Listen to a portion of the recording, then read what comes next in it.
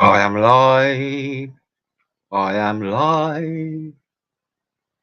I am live. I've got a few things to set out. Blah,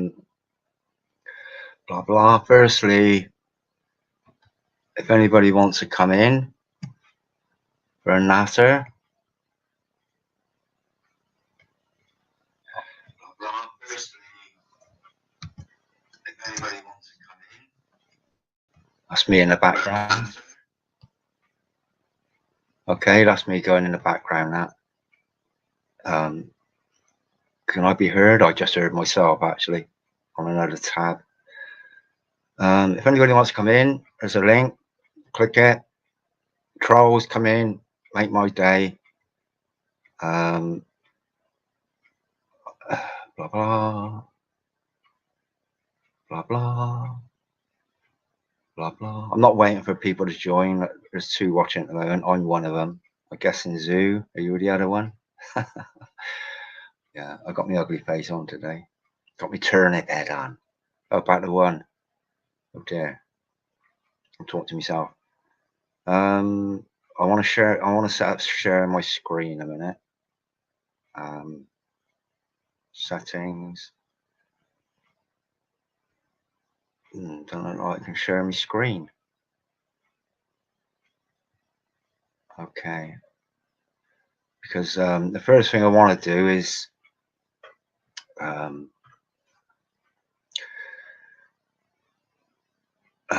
let me see. How can I share my screen? Does that do it?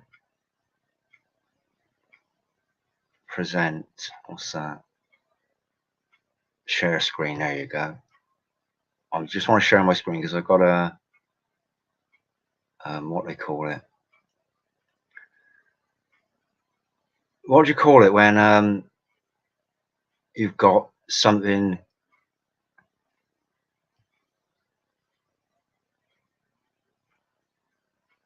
Oh, what is it? It's like confession. That's it.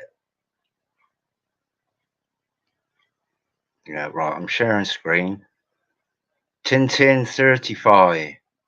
Welcome, my friend Christopher Levins. There's a link up there, Christopher, if you want to come in. Yeah, you prompted me actually, Christopher. So thank you for that. Thank you for that. And that video I just done, that communist video, I recorded that about 2 years ago. I don't know if anybody used to watch Blazing Press. Anybody used to watch Blazing Press? Hey, J-Lab. Zoo. Anybody used to watch Blazing Press? He went. I don't think he got deleted. I just think he left sensibly, set up on his own channel. But that communist video, I recorded it, and like I said, I've got a confession, and I'm going to share. Let me share my screen a minute, and I'll show you what my confession is.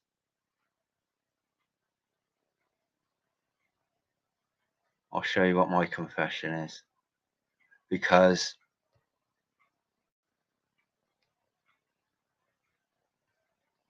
oh, I'll have to come back to it in a minute. I thought I'd opened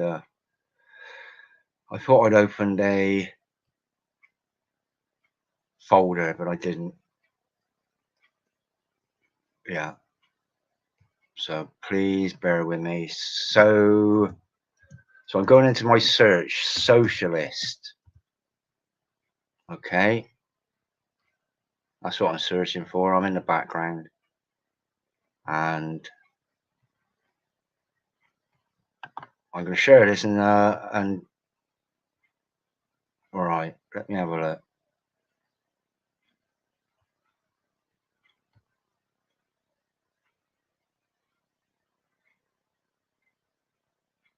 Oh, it hasn't come up. Sort these out. Oh, there it is. There it is. Right. This was me, 4th of August, 2018. Okay. That's me there on the left. Now, This guy here, Steve. Oh, Steve. I can't remember his name. He looks familiar. Steve. It'll come to me in a minute. Power to the people. Save the NHS. So this was a socialist party. I half joined them. I think the membership was 40 quid. And I paid 20. And then I kind of woke up. And I've still got I've still got loads of papers and their pamphlets and stuff. I've still got some badges. I've still got a load of their propaganda. But it wasn't until I realised that my idea of socialism was different to their idea of socialism. My idea of socialism was everybody's equal. We'd have a decent government where everybody's equal. Everybody's got an equal share of the vote. Everybody's voice counts. So the nation own everything from, there's no privatization of national industries, including the NHS. And this was in Bridgewater, this. And I was quite happy to be there because that's what I thought it was, socialism. Until Steve, I can't remember his surname at the moment, but he was instrumental in getting the poll tax stopped way back when. So that was his sort of claim to fame. And then there's all this shit. Oh, I come across that. That's Ubuntu. This is what I thought socialism was. And I'll read it to you because, like I say, an anthropologist proposed a game to the kids in an African tribe. He put a basket full of fruit near a tree and told the kids that whoever got there first won the sweet fruits. When he told them to run, they all took each other's hands and ran together, then sat together enjoying their treats. When he asked them why they had run like that, as one could have had all the fruits for himself, they said, Ubuntu, how can one of us be happy if all the other ones are sad? Ubuntu in the Xhosa culture means I am because we are. And that was it. That was my idea of socialism.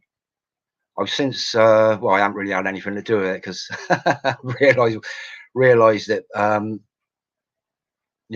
it's not, it's communism, Marxism, whatever, just under a sort of a shroud, really. Wow. So this is my and all these were, I might have something a bit. There you go. So it was 2018. So that's 4 years ago I was involved in this. No longer me. I'm no longer formerly militant.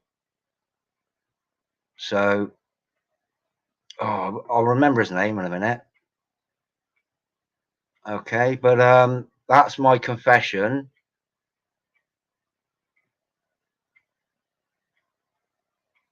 I'm no longer anything to do with that. I'm just, anything. I'm just a sovereign being trying to get on with other sovereign entities, really. So a fault confessed is more than half amended. Well, I came out of the church, C of E, three years ago. I denounced Church of England. I went freelance, and that's what I've done now with politics. I've come out. I denounced socialism. I denounced it within about, I don't know, 3 or 4 months. So I asked for forgiveness from the political gods that, I'm sort of freelance again. I'm not tied to any political party. if I am tied to anything, it's Ubuntu, which to me, like I say, it's in my folder. Socialist Party. That's what I thought it was. But I got a plaster on my nose because I got a massive hole in it. Does anybody want to come in for a natter? You're one of the very few actually pronounce my last name right. Ashley. Christopher Lee. Oh, I can't remember what I said now. Did I pronounce it correctly, Christopher? Yeah, so but that video is the black and white extract. I'm not sure when that was. It looks like probably about the 60s. If we all run together, we can all win the race. Aye, exactly that. The thing is, it ain't a race, is it? It's not a race. If everything was perfect, nobody would racing. Everybody would be, you know, enjoying. There'd be no race to get anywhere. And I think one of the most important things to be gleaned out of that video was the fact that it was the divide. So they begun by dividing. They call it color. I call it shade. Brown. I'm not white. That's white. That's a bog roll. That's worth about oh, it's priceless. If I was white, you wouldn't be able to see me hand. I'm pink. So black and white is the primary divide. And I've frozen.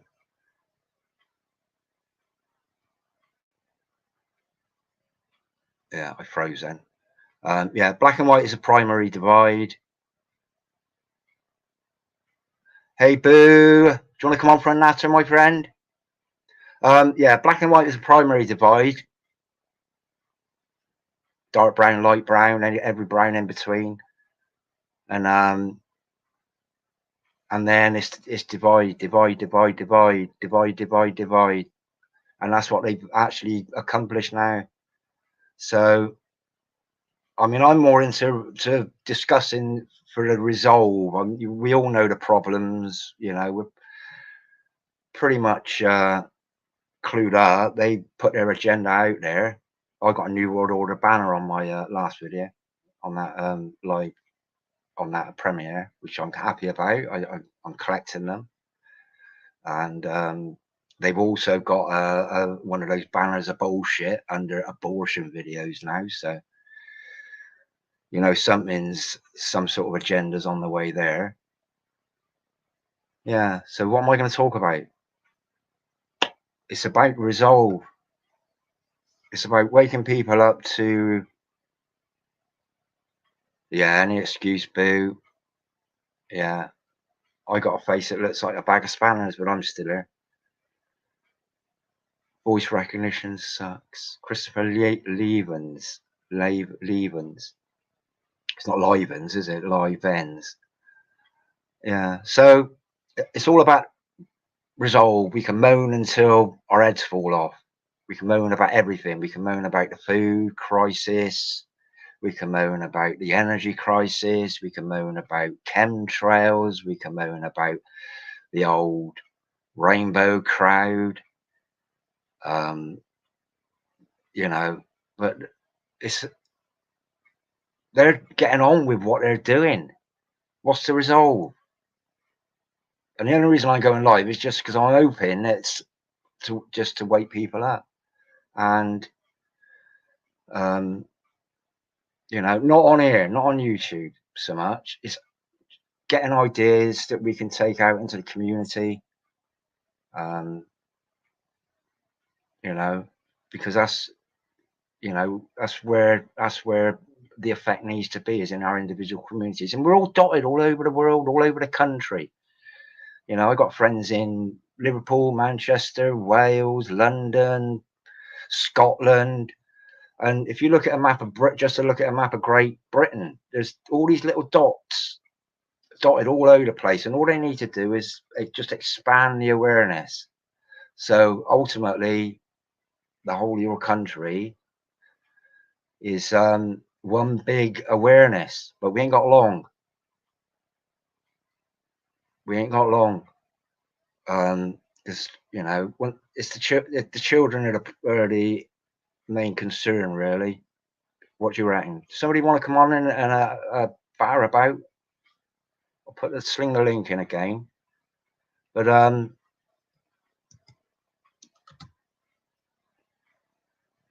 you know, I'm quite boring to listen to. Yeah. So, and I mentioned earlier on about let me share my screen a minute. And it's about the Declaration of Independence. And you know, we know how they play with words. I'll bang this up quite big so you can see it. Let's go. Let's try that. Okay. This is the best I can do. I'm not a tech.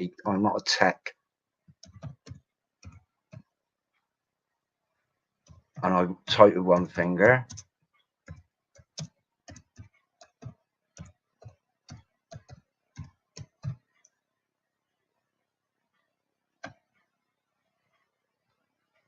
Oh, where's my cursor?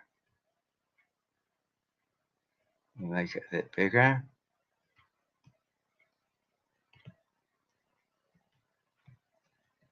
Copy that. See, they play a Declaration of Independence. Independence of .gov. We're independence for food.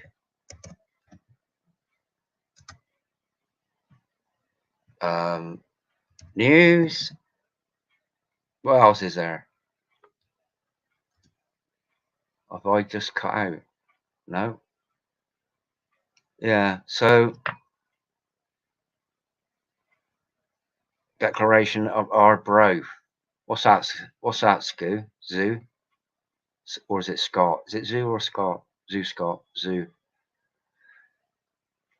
Yeah. Should I look it up? I'll look it up. Hello, it's Christopher. Oh, I'm gonna you bear with me, my friend, a minute. Bear with me, and then I'll get you in. Oh my lord, Christopher, you're on, my friend, with me. Hello. How you doing? Hello, Christopher. I'm pretty good. How are you? I can hear you. Okay, good. Good. Whereabouts are you, Christopher? You finally.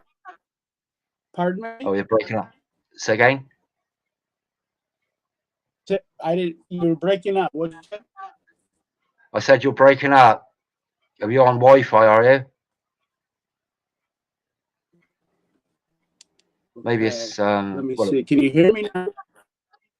I can hear you, but you kind of like. Huh.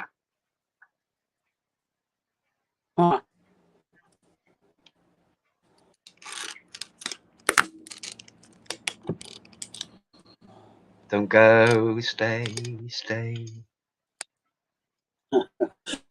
Oh, wonderful. Can you hear me better? Is it better? That's a bit better, yeah. Your picture's okay. Like freezing, but try this. Let me know if it gets better. That's better. That sounds better. Is it better? Okay. I think that's perfect, actually. Maybe. Is it?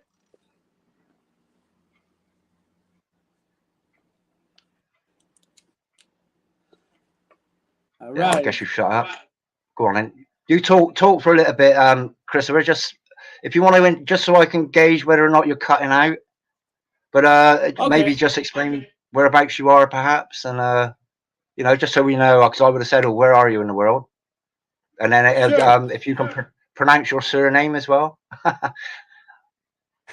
It's Levens. You had it right.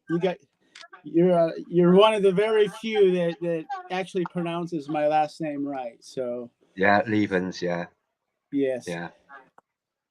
What do most people call you then? Christopher. Uh, yeah, Livens.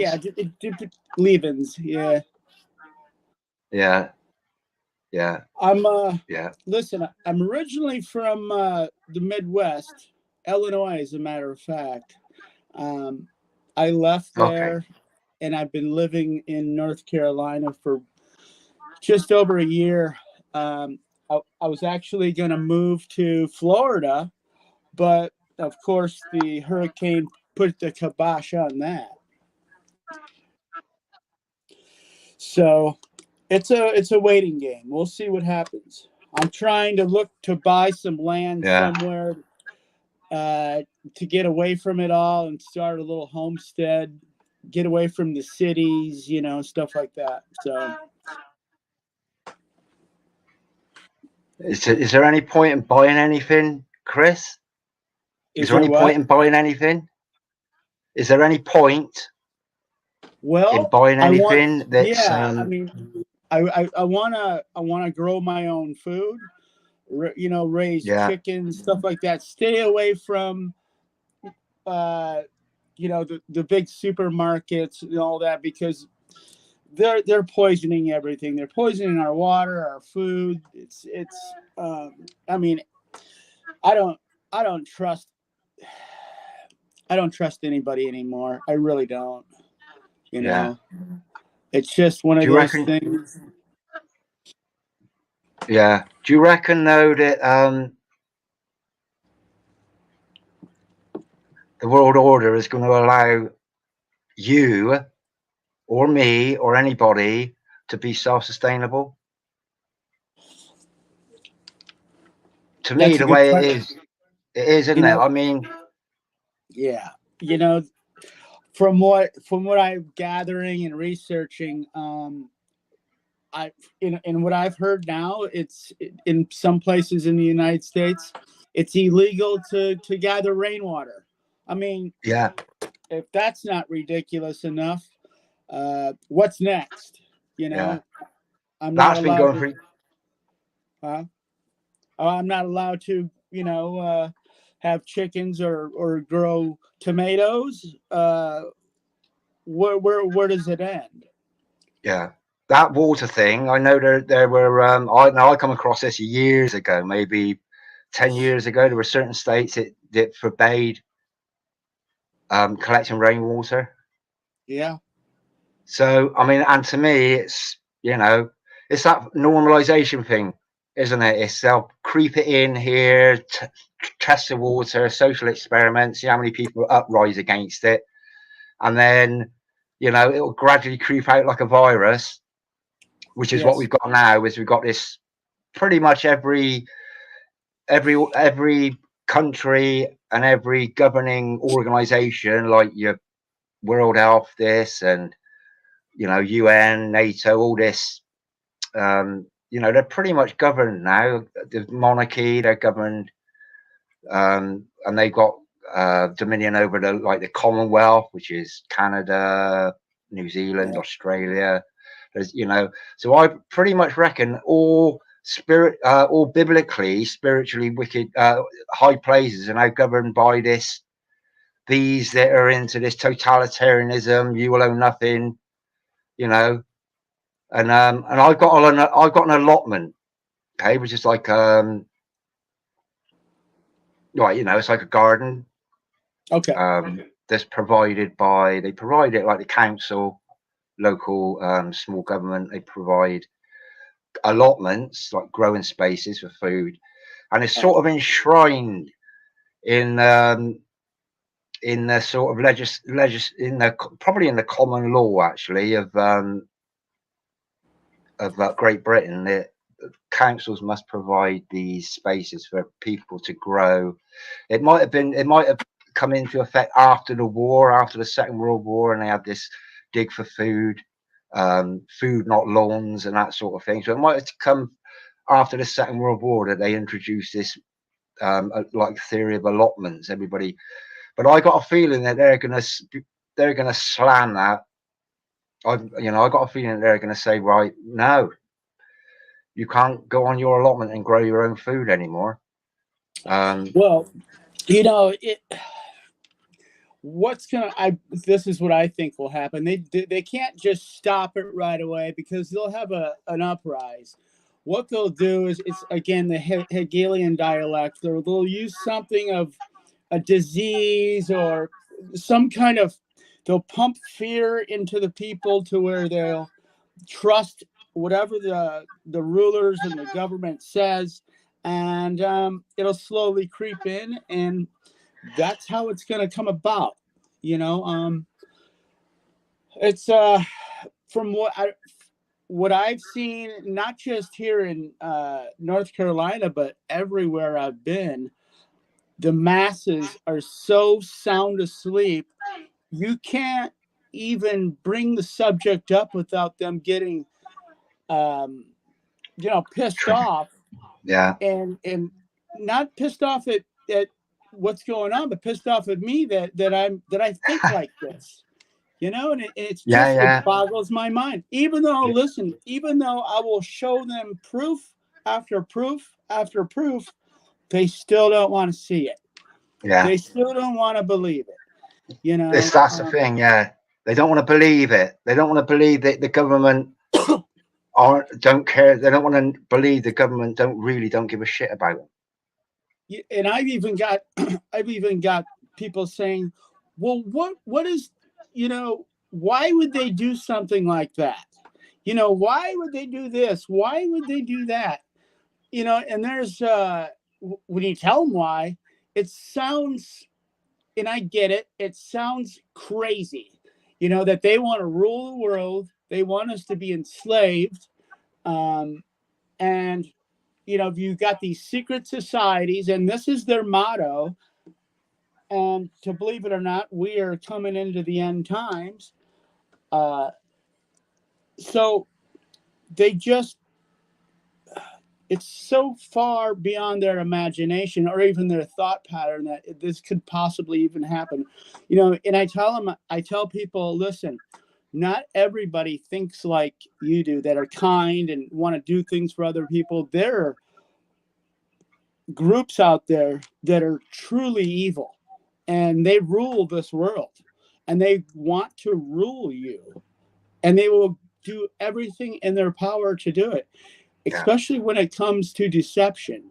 And this is a question I always ask somebody: would you know if you were being deceived? And if somebody tells me yes, well, then I know for a fact that they're being deceived, because that's the whole premise of being deceived, because you don't know it. So, yeah. Yeah, you think, oh dear, what you do? What can you do? I've been saying it for years, and this is sort of going back to, well, I mean, I've mentioned it a lot, Jimmy Savile, and that, and something's going to wake up, and I learned the internet back in about 2000, 2001. But in Great Britain, the internet wasn't really a thing. People didn't have websites, and internet shopping wasn't a thing. This wasn't a thing. So I learned about the internet and websites, etc. I had to interact with America, because American, I think it was about 85% of business was done online in America back in like the early 2000s, 2001, 2. It was a huge, most business was done online. Yeah. So I knew up to, I knew more about American politics than I did about British politics, oddly enough. But then I also knew, and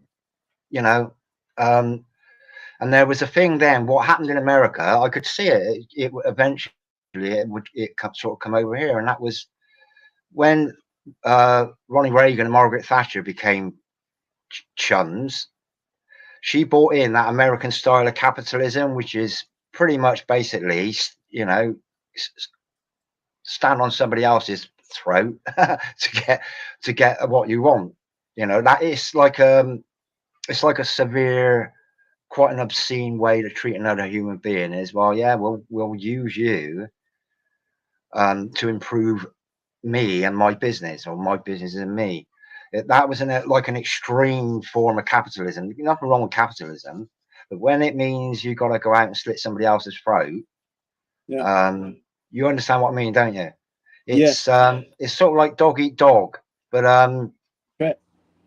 you know, there's no. When I wouldn't go out, I'm hopeless at business. Really, you know, I've never been a really good businessman. I just work and that's it. I've never been about making money for myself. I just work because the service I was providing. I don't know whether we both had a cut out then. Can you still hear me, Chris? Yeah. You just cut Yeah. out just for a second, but yeah, you're fine. Yeah. I don't know whether it's me, you, or YouTube, or who knows? You know, it's GCHQ, CIA. some alphabetical agencies. You know, it's hard telling. I give up even questioning that anymore. They're all in it. They're all in bed together. Oh, absolutely. Yeah. I mean, all you got to do is look at I mean, if you look at big tech. Now, big tech, it's all about surveillance.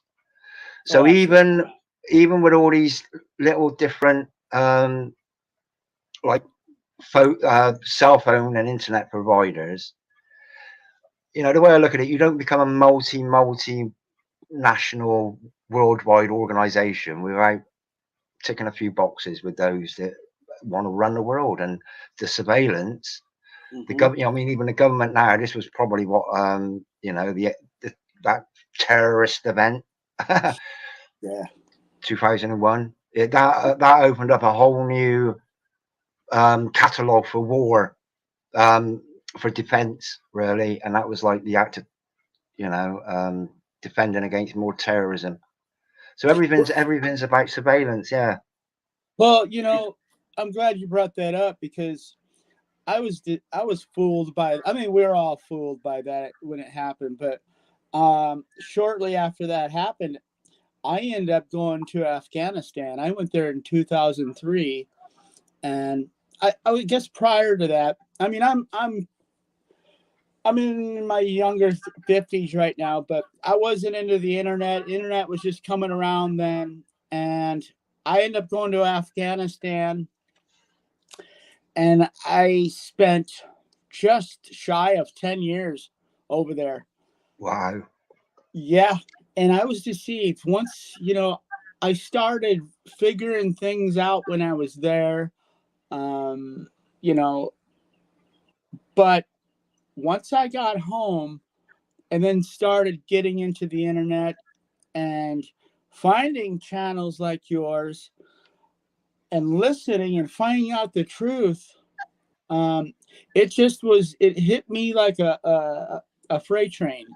Yeah. And once your eyes are open to a certain thing, the rabbit hole because I've always wanted the truth. I've always wanted to dig deep and know more and more.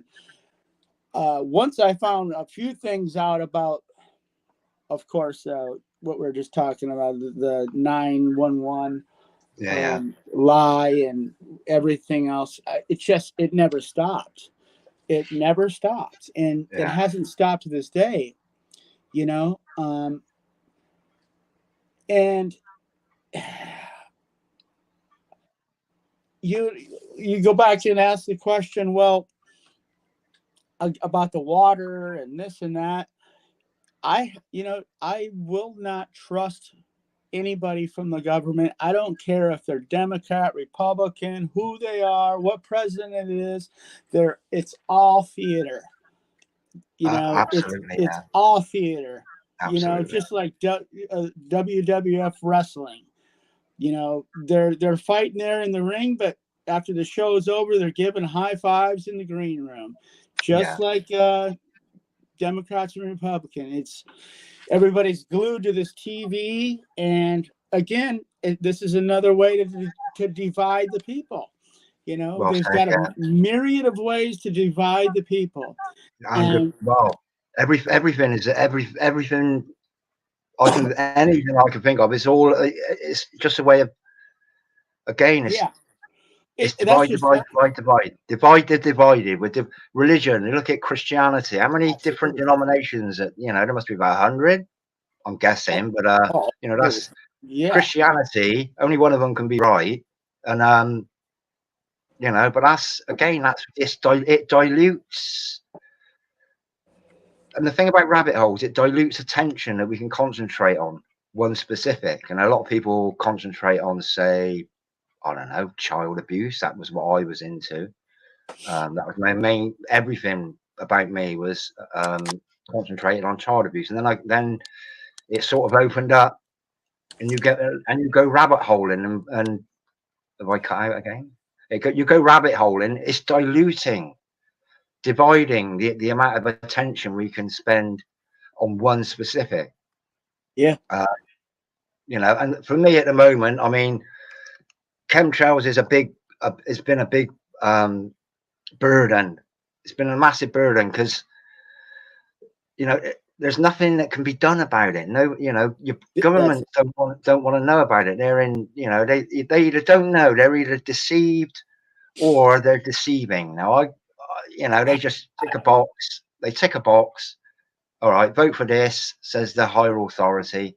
So that's what they do. But there's so many different things. But fundamentally, I think now the thing that I'm really concentrating on is the Great Reset. You'll own nothing and you'll be happy. Now, if that doesn't, going back to what I said about Jimmy Savile, I said back then, well, something's going to wake up the general public, and they're going to be so outraged that they're going to change the way the world is run.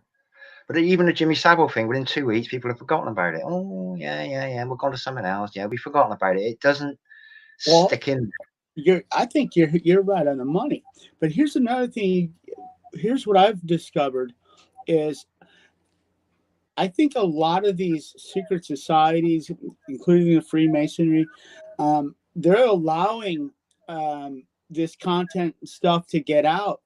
They're conditioning the people. They want you to know this and they want you to know that.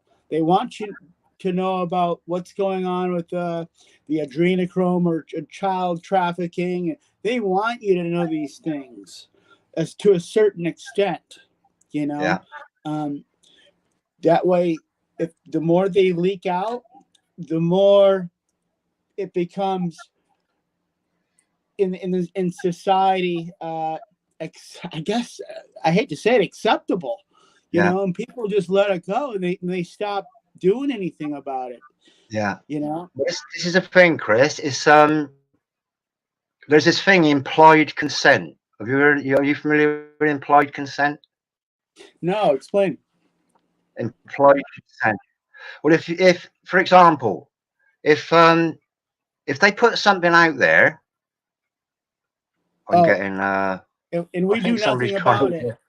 If they put something out there, and if they put let's say they put something out there, all right, we'll talk about the masks.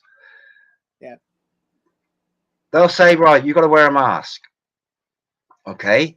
But the truth was, in this country, if you went on the government website, you didn't have to wear a mask. You could just say, all you got to do was say, I'm exempt. I've exempted myself. But the mainstream news didn't actually put out that, if you go to the government website, they tell you don't have to wear a mask. But because they put it out on mainstream news and people just take that as their whole, they've gone along with it. Whereas if you did a bit of research, I don't have to wear one, I don't consent. So that's right. Whereas if you don't say, I don't consent, and you just go along with the flow and stick a mask on and do it,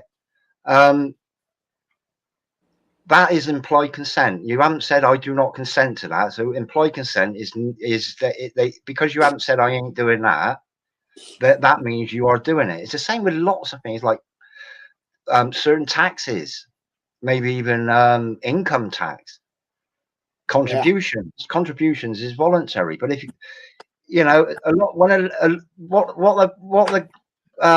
the government don't put out there is they don't put out that you do not have to do this, but you know, because you know, employ consent. You either have to say you have to do it, or you say no, I don't consent to that.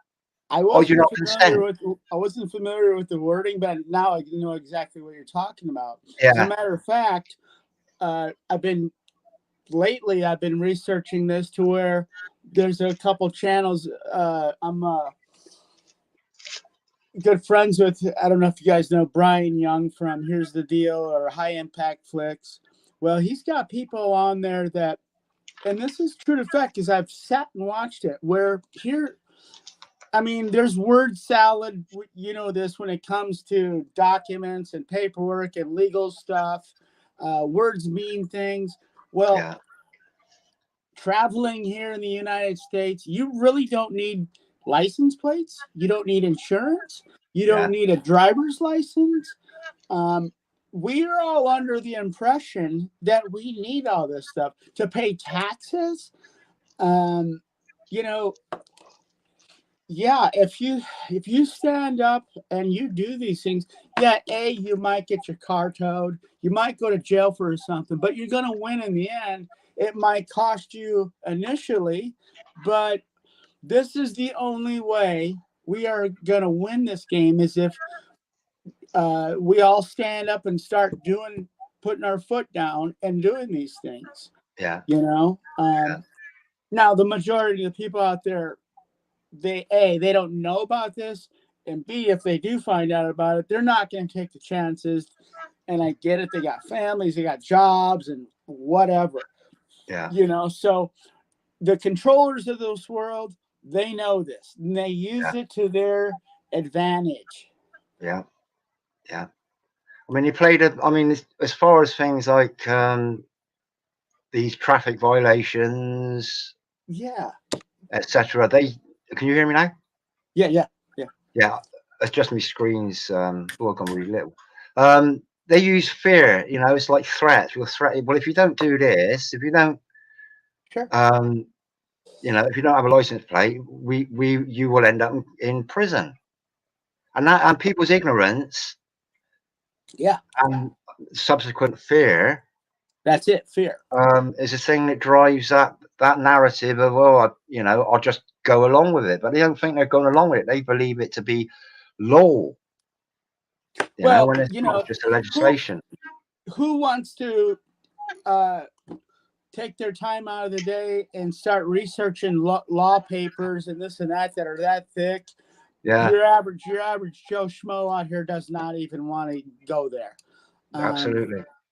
So, and not only that, once you start reading these things, you've got to have a master's degree to understand what they're saying in this stuff. A lot of times, like I said, it's word salad, and they use all these big words, and half people don't even know what they mean. And so double entendres as well. They'll use one word that to us is like an everyday innocuous word, but in their language it means something. Absolutely. And I can't think of anything off the top of my head, but it's it's like Declaration of Independence. Well, that's like, what's it, 250 years, 260 years? Well, I always say, a man that doesn't know his rights has none. Oh, absolutely, yeah. Ignorance.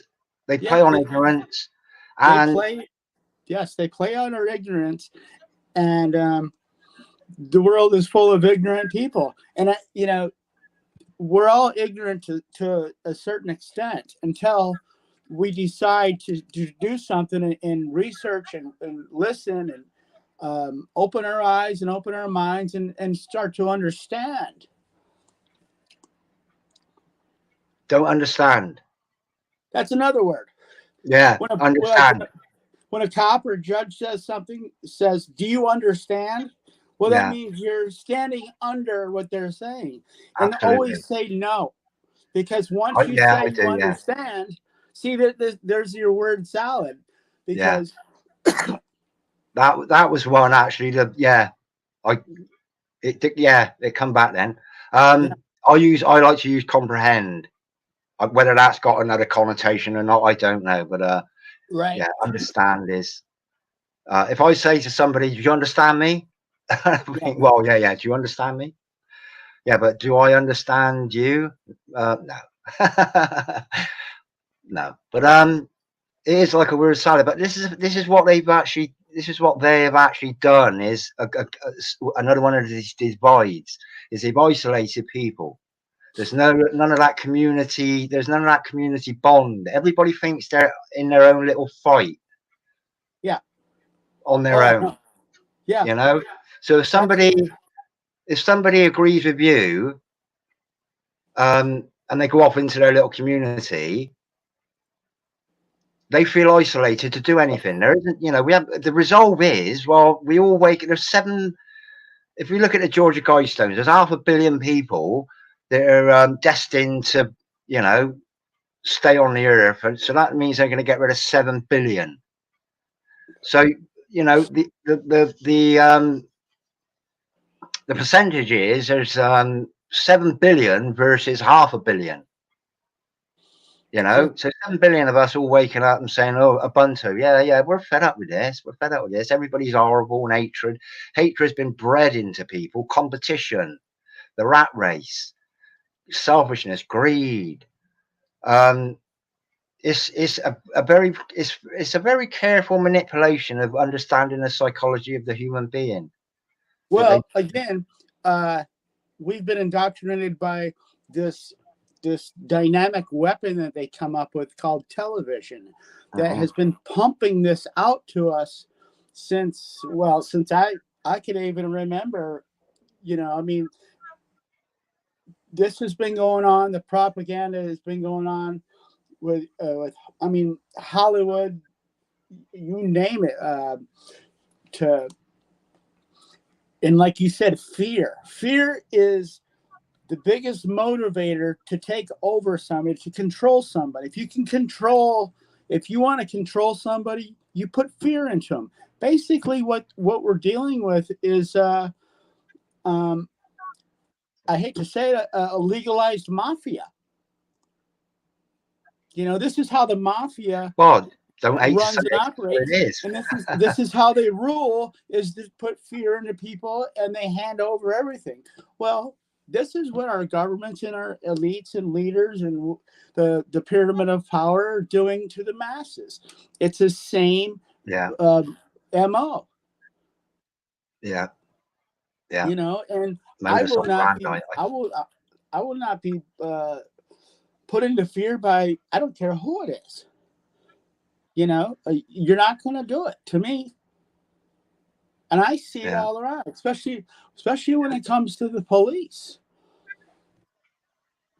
See, this is a thing. We probably got a slightly different police force over here. I mean, you're a lot walk around with guns, and there's a lot of, from my understanding, or not from my understanding, from my um, sort of like research, really, not to a great depth. There's a lot of um, fraternal police forces, with the Oh, at the same Freemason. time, it's Freemasonry. Yeah, Here, they're not. it's not quite so evident. Hmm. They all wear the same uniform. Um, they've all got the same badges. Well, So this is. I'm going to tell you one thing right now. This is a known fact that when you sign up to be a police officer, you have to take like an IQ test or whatever, some kind of test. But if you score too high, or if they think you're too smart, you're not getting in. yeah, They want people that they can manipulate, control. yeah, It's usually, from what I've seen, it's usually it's a buddy system. Yeah. You know, they're friends or family. This is how they get into it. And again, Yeah. it's a gang. It's a legalized gang. Yeah. And they think they have they they think they know they can get away with anything. Yeah. And We're talking plus, even murder. yeah. Oh, absolutely. Yeah. Yeah. Yeah. I mean, the thing about affiliating with organizations like the Freemasons is, firstly, they're controlled by fear, Sure. you know, which they are. You know, secret. It's a secret society, Yeah. and that's the sort of brotherhood they've got. You know, Yeah. you've got everything from the enforcers of the legal to the judges of the legal, and the makers of the legals. You know, like your Congress people or your politicians, your They're members of all listen. Parliament. They're all in some kind of secret society. Usually, it's Freemasonry. You know, It's got to be, it, yeah, because all of it. there's got to be that sort of brotherhood and you know, and sisterhood as well. We know there's Yeah, women yeah. Freemasons at Eastern Even Star. children. We have children that they're putting in. You know, they got the moles or I can't remember this, but yeah. You know, and I say to people, they're stuck on this left-right paradigm. And, you know, I'll bring up Trump for instance. Who I'm probably going to hurt people's feelings, but he's part of the whole psyop. He's one of these too. You know, Yeah, they're all just playing their part. They're all yeah. Freemasons, And and Trump actually, I tell people you don't get into these high positions, even a senator or a governor or something, unless you're initiated in one of these societies. I promise you. Just yeah, you think me or you could actually become a governor or a senator? Absolutely not. um, There's no absolutely not. No, no. I got no. told, You've got to sell yourself out. 100%. I got told I was delusional because I thought I could rise up, and have some sort of authority. No. Yeah, my doctor, Richard, you're delusional. You ain't got a so no. I'll keep it there. I'll keep it there. But the delusional is pretty much basically you don't think like everybody else, really. You know, they got there is a normal, but the normal isn't the kind of normal that you and I would class as normal. It's, you know, it's like consumerism, etc. It's just, that is the normal. We're, you know, relying on other people. That is a normal. Sitting down in front of television for 8 hours, that's normal. You know. Well, at the end of the day, what they're going to do is when you said earlier about the New World Order. My thought is the New World Order is going to be, of course, it's going to be a one world government, one world religion, one world hive mind type thing. So yes, they are striving and they're getting toward their goal. So they need to get the masses in line with this. And this is what everything is going on that Yeah. people are questioning. This is what it's coming to, you know, that Yeah. what they want. Yeah. So they again will bring up the masks. I bet they were surprised when they put this out how many people actually went along with the bullshit. Let's just put it that Yeah. way. You Yeah. know, Oh, absolutely. there's Yeah. only a handful of people out there that weren't. And I'm going to tell you right now, I was living on the beach here in North Carolina. I would go to the beach and I would literally see people out there in the ocean with masks on swimming. Yeah. So I Yeah. mean the illusion or the I'm gonna just call it what it is. I think it's MK altered in a Yeah. weird weird way. Absolutely, it's psychological warfare, and it's been since the end of the Second World War. As soon as the Second World War ended, they entered World War III. They entered World War III, and that was beginning their psychological warfare. Yeah. Gradually, Yeah. generation. Yep. You know, so And look at all these people, these Hollywood actors. The men wearing dresses now, or you got the trans thing going on, and people don't identify with this name, or that you don't know if you're a good boy or a girl. Listen, when I was in school, or this never happened at all. I mean, you might have somebody that was, maybe one in a million person, but now it's everywhere. They're teaching our kids this thing. Well, I mean, Chris, this is what I say. There used to be a time when men dressing up in women's clothes used to be a thing that men did when their wives went out to work and they were left at home on their own. Now, gradually over time, it's been normalized, and now it's the children. Probably within the last, I don't know, I'll be guessing year, maybe they've just boomed it out there. Last year or two. If you stand up and you say something, they're going to shame you and make you feel this small, because you're not part of the majority. Oh, absolutely, yeah.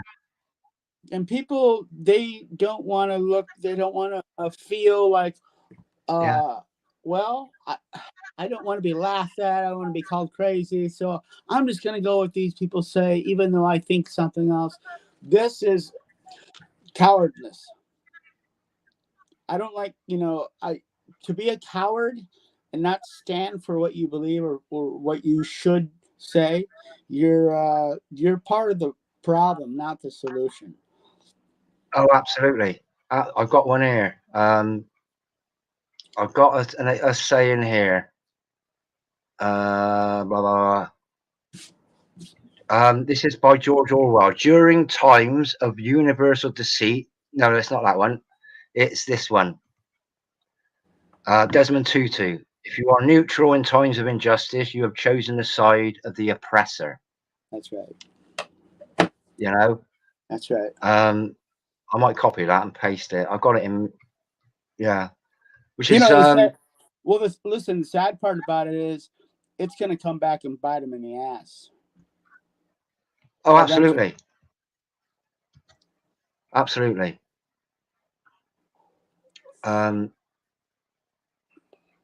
Yeah, it's, but I mean, firstly, you mentioned Trump, and then a little bit before that, 10 minutes or so, you mentioned about the WWF. Now, Trump was, he's quite famous actually for, I don't know, he tackled like one of these wrestlers, didn't he? Have you seen that? Oh yeah, yeah. It's all, and going back to the towers. Okay, he was first on the scene, wasn't he? He was like the first port of call that the mainstream went to, because he was a skyscraper man. He knew his architecture. He knew about, he built his Trump Tower, etc.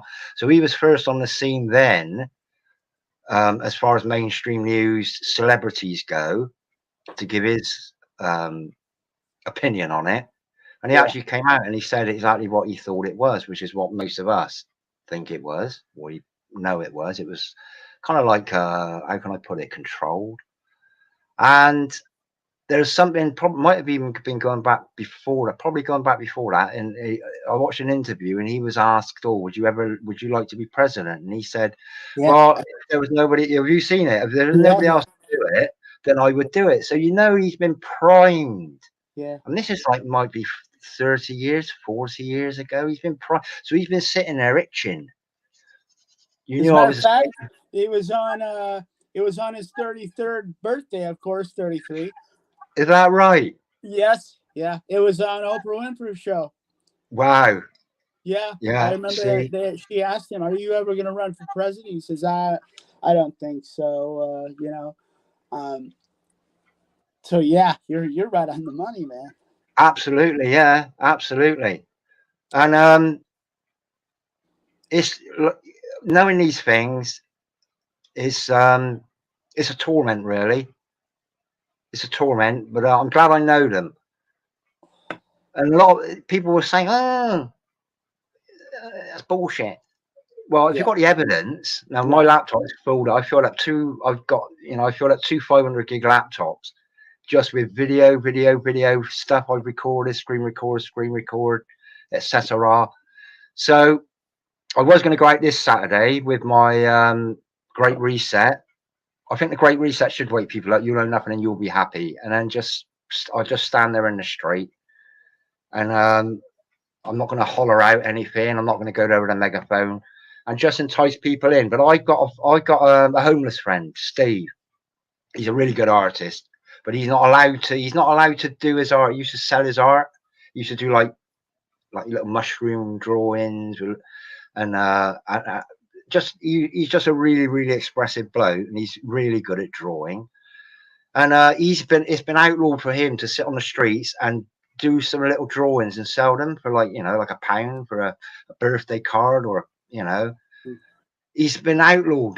This guy has got nothing property wise apart from his pencils, his pad, and I seen him about maybe a month ago, and I explained to him, and this was a divine meeting. This was I was praying to meet like a street preacher, and I met Steve, and I spent about 4 hours with him, and then I went back later on, and but I told him about the Great Reset, and everything. I told him everything about the digital this, and so anyway, there's a local cafe that said, "Oh, Steve, we got some dinner for you. Come on down when you're ready." So anyway, he'd gone in this cafe, and he sat down, and he started telling them about what.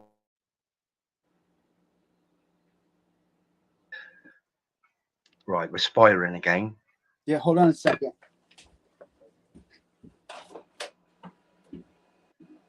Spiral. Let me try to fix this. You go ahead, keep talking. Yeah, can you hear me? Can you? Yeah, I can. We just had a yeah. From what I can see, we had a spiral out. But I get it. I get this Wi-Fi thing come up, Oh, and I'm okay. not on Wi-Fi. I'm on hardwired. But I got suspicion somebody's trying to Wi-Fi into me. But anyway, so I told Steve this, and he'd gone down the cafe, and he's, this is the cafe is owned by some, obviously beautiful people. So anyway, he starts telling them about this Great Reset, etc. And he had about 8 or 10 people sat around him listening to him, and they're all on their phones checking the World Economic Forum website. And I thought, what? I've only told Steve. Steve's a homeless guy. Most people just walk by. What's it take to say hello to somebody? You take anything. But so the power of getting out in your community, telling the right people, the right person. You don't need to tell one person. I told one person, and half a dozen people, almost two dozen people have just gone out and they've researched. Oh, it's real. You'll own nothing and you'll be happy. What does that mean? You'll own nothing. What about my children? There's something. No, you won't own them. What about me? Mine. Well, it's funny that you just brought up divine appointments, because, me personally, I think there's people wake up at different times or whatever, but I feel like when I go out and I try to talk to people, I'm spinning my wheels and I get frustrated, and I come home and I'm beside myself. And so what I have done is I pray. And when I pray to God that He gives me a divine appointment for somebody, that to lead us into a conversation that, there might be a spark. He might not know everything, but there's something there that he needed to hear. Instead of me just going out and trying to wake everybody up, because it's really almost an impossibility now to do this. It is. Almost. You know? But this is the thing. I learned this a long time ago now, and this is what happens with prayer. You know, you ask for it. I asked when I'm born again. I'm a born again Jesus Christian, non-denominational. I'm sort of freelance. I got the Bible. I got Jesus, and I got God, the Father, and it's like you and me, Matt. Is that a divine encounter? I'll say, yeah, it is. Absolutely 100%. Because we're reading from the same book. We're reading, you know, or are we? Are we reading from the same book? Well, listen, me personally, Chris, I was brought up, I was raised Catholic. I went to a Catholic school. And I'm going to ruffle some feathers when I say this, but I realized it took an act of God, literally, to get me out of this cult. Okay, and that's what it is, and there's a lot of it. All right. Now, I'm sure there's some Catholics listening to me. All you got to do is ask yourself a few questions, you know, and look at the evidence and look what they're saying. As a matter of fact, they are quite the opposite of Christianity. So, like you said, all you got to do is, and all Catholics know this. My whole family's Catholic, and I said, when was the last time you read a Bible for yourself? When do you even have a Bible? You know, because again, it's all tied in together, and with this new world order to make you believe in something that you have no idea what you're even into, you know. And going back to these divine appointments, I think that was a divine appointment to get me out of this mess that I was in. It really truly was. You know, Chris, can you bear with me? It'd probably be about 20 seconds. Sure. Carry on nattering, mate. Just get it off your chest. Yeah, I can't see what people are chatting or what they're saying, so I would like to see what people have to say, or you know.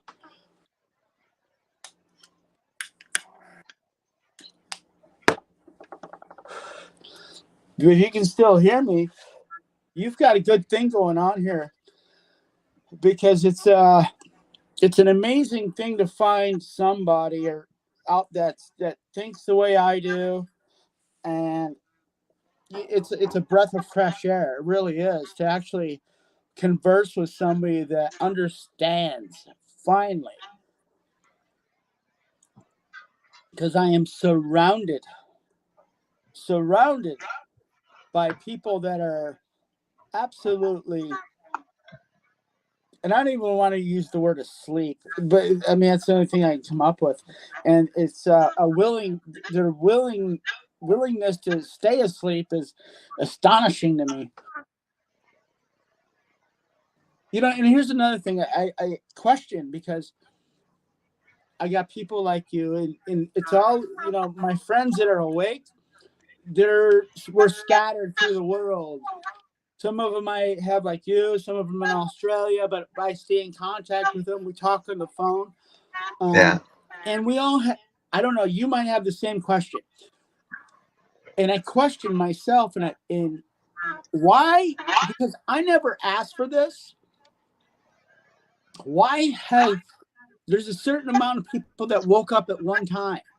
And why me? Because I never asked for this. It just it came in like a whirlpool on me, while the rest of the people don't see it. Why am I awake? Why do I see through the BS and everything else? I don't know. I don't know. I wish I knew. Well, I would just say, well, when it comes, you know, it's, I imagine character comes a lot into it. There's a lot of, you know, character is obvious. You know, it's got to be, you know, there's got to be people that care about other people, you know, even before they care about themselves. But I call it, you know, it's got to be the sort of like the warrior instinct and defending the children and defending that family nucleus, defending the community, and those that are willing to put their life. You done it. You did 10 years Afghanistan. I took me out off for you. Now going back to being too intelligent. Now I tried to get in the army. I tried twice when I was 17. Yeah. And I got 100% in the test. I think it's some sort of aptitude test or IQ test, but I got 100%. They didn't want me. I tried twice. I went back. They said, "Oh, the first time they said, oh, you're too old for the youth army." And then I went back and reapplied, and they said, "You're too young for the adult army." They didn't want me, but perhaps it was because I was too intelligent.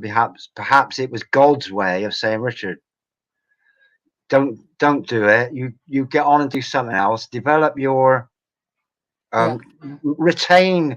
Because the way I understand military is they just knock you out, don't they? It's like it's like giving you amnesia, and then they mold you into what they want you to be, which is pretty much basically just a killing machine, isn't it? Yeah, it's that's all it is. You know, Yeah. you're disposable to their end game.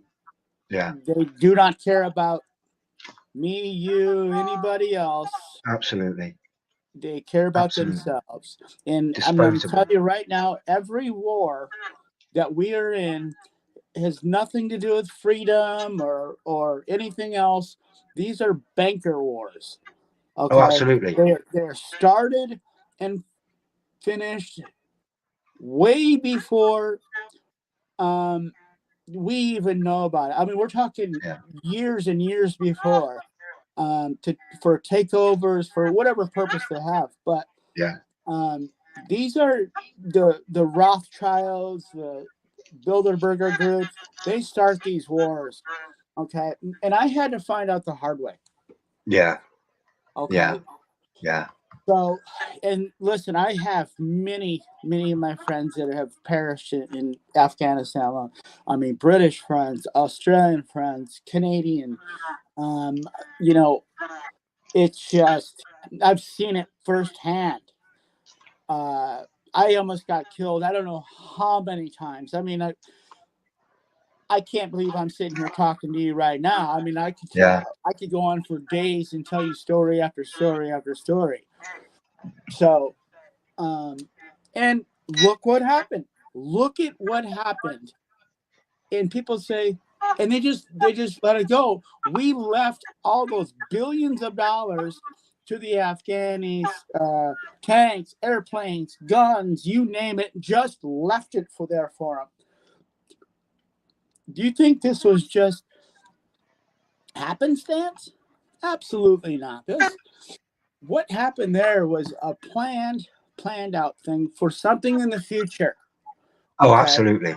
Absolutely. So don't think for a minute that this was just, oh, look what Biden did. No, Biden didn't do that. No. He's a puppet on strings. That's all he is. Yeah. You know, it's a script, isn't it? And I mean, I was aware of Agenda 21. Yeah. Years ago. So leading up to it, I was expecting something to happen in 2020. Perfect vision, all seeing eye for your optics. 2020, which something did happen in preparation. So they got a year. That's their. Every year has got every year is an agenda. So we're now in Agenda 22, and we've got the wars, or is it just rumors of wars? And all these little expressions like control the food, you control the population of the world, control the water, you control the population of the world, control the media, you control the population of the world. All these high places control the health of the world, which is what they've done now. I think every nation has signed up to the WHO, haven't they? So there's one organization now that dictates how the world will respond if there is another outbreak of something like I don't know, bird flu. Of course there's gonna be another outbreak of something. Yeah. Listen, you gotta remember something, and let your listeners hear this and remember this, and they can do their own research. Okay, as we see, you've got all these countries, Russia and China, fighting against this and this. We got wars against Ukraine and this and that. But at the end of the day, like you said, all these countries, they agree with one thing, and that is the Antarctica Treaty. Yeah. So why would they agree with this one thing but still be fighting against each other? Yeah. Oh, you've got space as well. Are they? They're the same. Are they the same with space? That's they're right. the same with. They've got a tree. The two places we can't go. One because we'll get shot, and the other one because we can't go. So there's those two things. And you can't go. And why is that? But again, we hate each other and we're killing each other, but they agree on something else. Yeah. That is, people don't put two and two together. Absolutely not. All right. Most people don't know about the Antarctic Treaty. Most people don't know about it. It's only people that are interested in flat Earth that know about the Antarctic Treaty. That's true. Yeah, you got me. Yeah. You know, and then for whatever reason, I mean, what's out in Antarctica? Either it's access to the truth about where we live, or I've been bringing up some comments on the screen, Chris, but nobody's actually berated you for your attack for your comments on the Catholic Church. So you know, I think we're all pretty much. Anybody that comes here are all pretty much born again, really, and understand. That, I don't want to attack anybody or any of their beliefs or anything like that. I just want to put it out there. It's not an attack. It's what I call truth. And if the truth truth hurts you, then you better start questioning yourself, because the truth is the truth, no matter what. Yeah. I mean, do not let the truth let your feelings get involved with the truth at all, because there's a problem. Yeah. Truth cannot be. I struggled with this. I did. I struggled with it. I struggled with the flat Earth until I had to look into it myself. Yeah. Because we're all indoctrinated. I get it. Ever since I was in grade school, there's always been a globe there. Turn on the TV, there's a globe. There's a globe. And they push this on you. And of course, you're not going to know any better. You know, I can't just get in a rocket and fly myself. I can't. I have to take their word on it. And until you start looking at what, the truth about it and watching research, and it shows itself. The truth will prevail. Absolutely, yeah. It took me a whole 10 minutes, and I was done with the globe. I was like, Dave, these scientists, the people with the, clipboards, and they push the Neil deGrasse Tysons and these actors and stuff. They've got no proof except for CGI imagery. Okay. Yeah, absolutely. Yeah. CGI imagery is all it is. Now, you've got YouTube channels out there that can actually prove the mathematics on things, Yeah, lasers. They actually get out there and show you that there is no curvature whatsoever. absolutely. All Yeah. right. Have you heard of a channel called Witsit? Now let me write that down. Yeah, he's absolutely Angeranism. Yeah, journalism. Yeah. Yeah, Angeranism and Witsit are like it's Austin. I think it's Austin Witsit. Witsit's name is, and his channel is Witsit be it or something. Witsit. How do you spell that for me? WIT for Tango. SIT for Tango. That's it. Witsit. Okay. Now he had a debate on, I think it was last night. He had a live debate, and it was he was debating a professor. Okay. Now the professor, his name is Bryant. Okay. Now um into I think his main thing is like gravity. He avoided the curvature.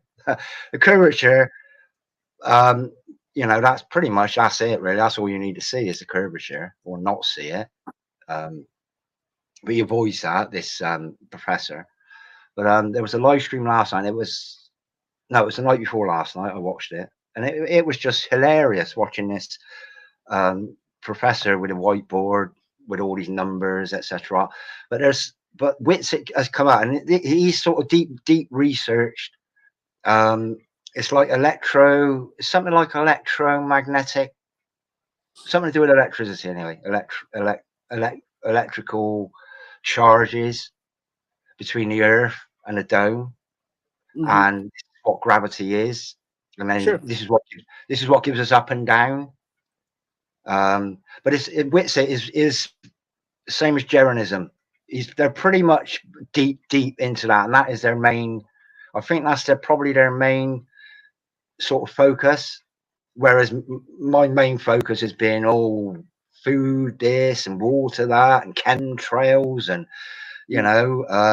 all seeing eye and all this satanic stuff.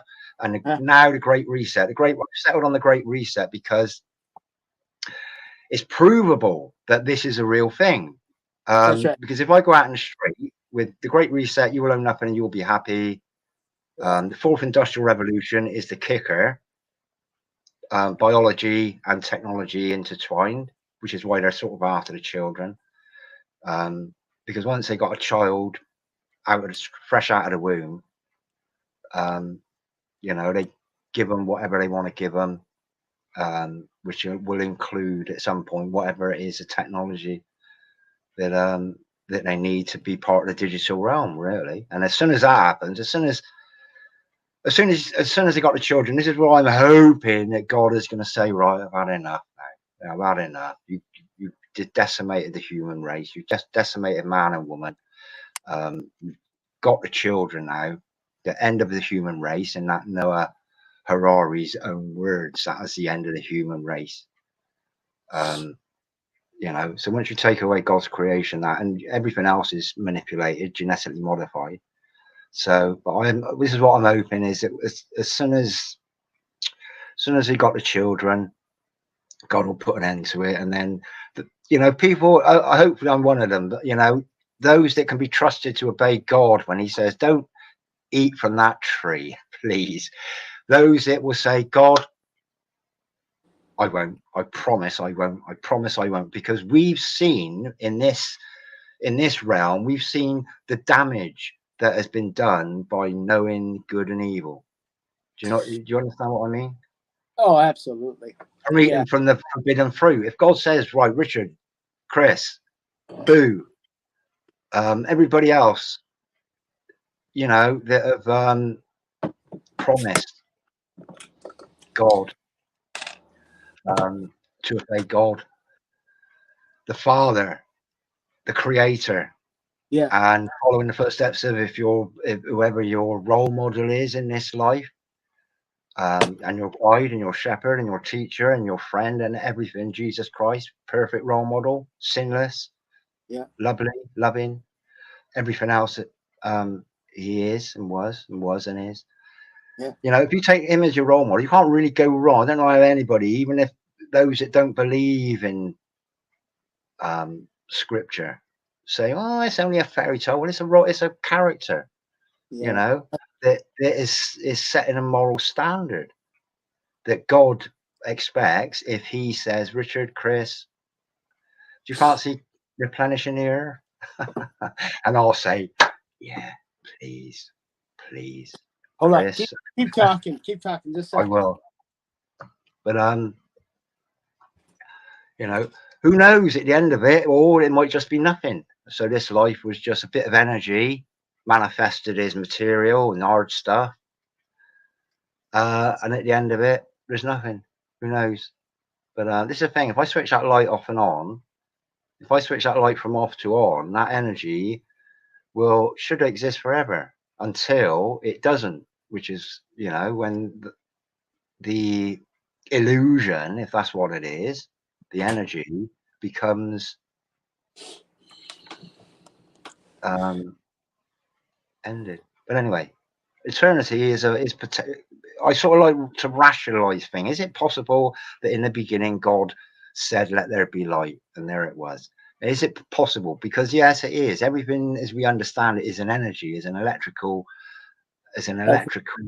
energy. That's right. Frequency vibration generates friction. That's right.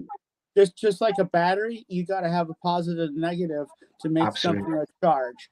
And Absolutely. I believe that's what the sun and the moon are. There's some kind of positive and negative energy that, and this is why we have a compass that spins and everything spins like a clock, and it's perfect. This is his time clock, you know, and of course we're stuck in this, I call it a realm. I don't want to say it's flat earth or anything like that. We're in some kind of realm. Whether there's beyond, if there's more land, perhaps there is. But we're stuck in this bubble of some sort. Okay. And like you said, it's an energy, like a terrarium. And he created this thing just for us, you know, for his purpose. And it's an amazing thing once you figure this out, you know. Absolutely, 100%. Absolutely. It is. Yeah, absolutely. It's like you know, so you know, I'm not going to belittle it or anything. It's like sort of having a pet. Like if you've got a dog, yeah, you know, you want the best for that dog. You know, or not. I'm not going to bring children into it or anything. It's just like, you know, if you've got a pot plant or you've got a plant, you want the best for that plant. You know, and you know, it's not going to be any different with us really, and what He's created for us. Like you said, a terrarium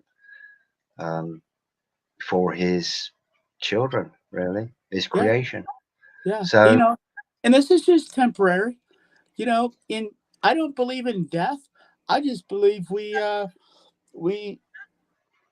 what happens is we just move locations. When it's all said and done, we go to another location, depending on Jesus Christ. If you believe in Him, if you believe what we do, okay, then again, the Bible tells us you're saved. But you've got these Jesus deniers out there that know the truth, but they hate Him. They hate Him. Absolutely, absolutely. So they're Jesus loves them. How funny is that? He loves them so much. Listen, He loves you so much. He's going to give you what you desire. So if you don't desire Him or His kingdom, well, guess what? He's going to give you what you desire, and it's not going to be a good place. Yeah. But, you know, Zoo, I love that. I hadn't thought of that before. Zoo just made a comment. 369 is CGI. Did you know that? And you know, 369 is, I think that's Tesla's number, isn't it? Tesla come up with the numbers 369. It's CGI. So I've never come across that, Zoo. So that's interesting. That is very interesting. I might save this as the as like this screen, the video main thing. 369 is CGI. I hadn't thought of that. That's clever, that. Well done, mate. Yeah, but everything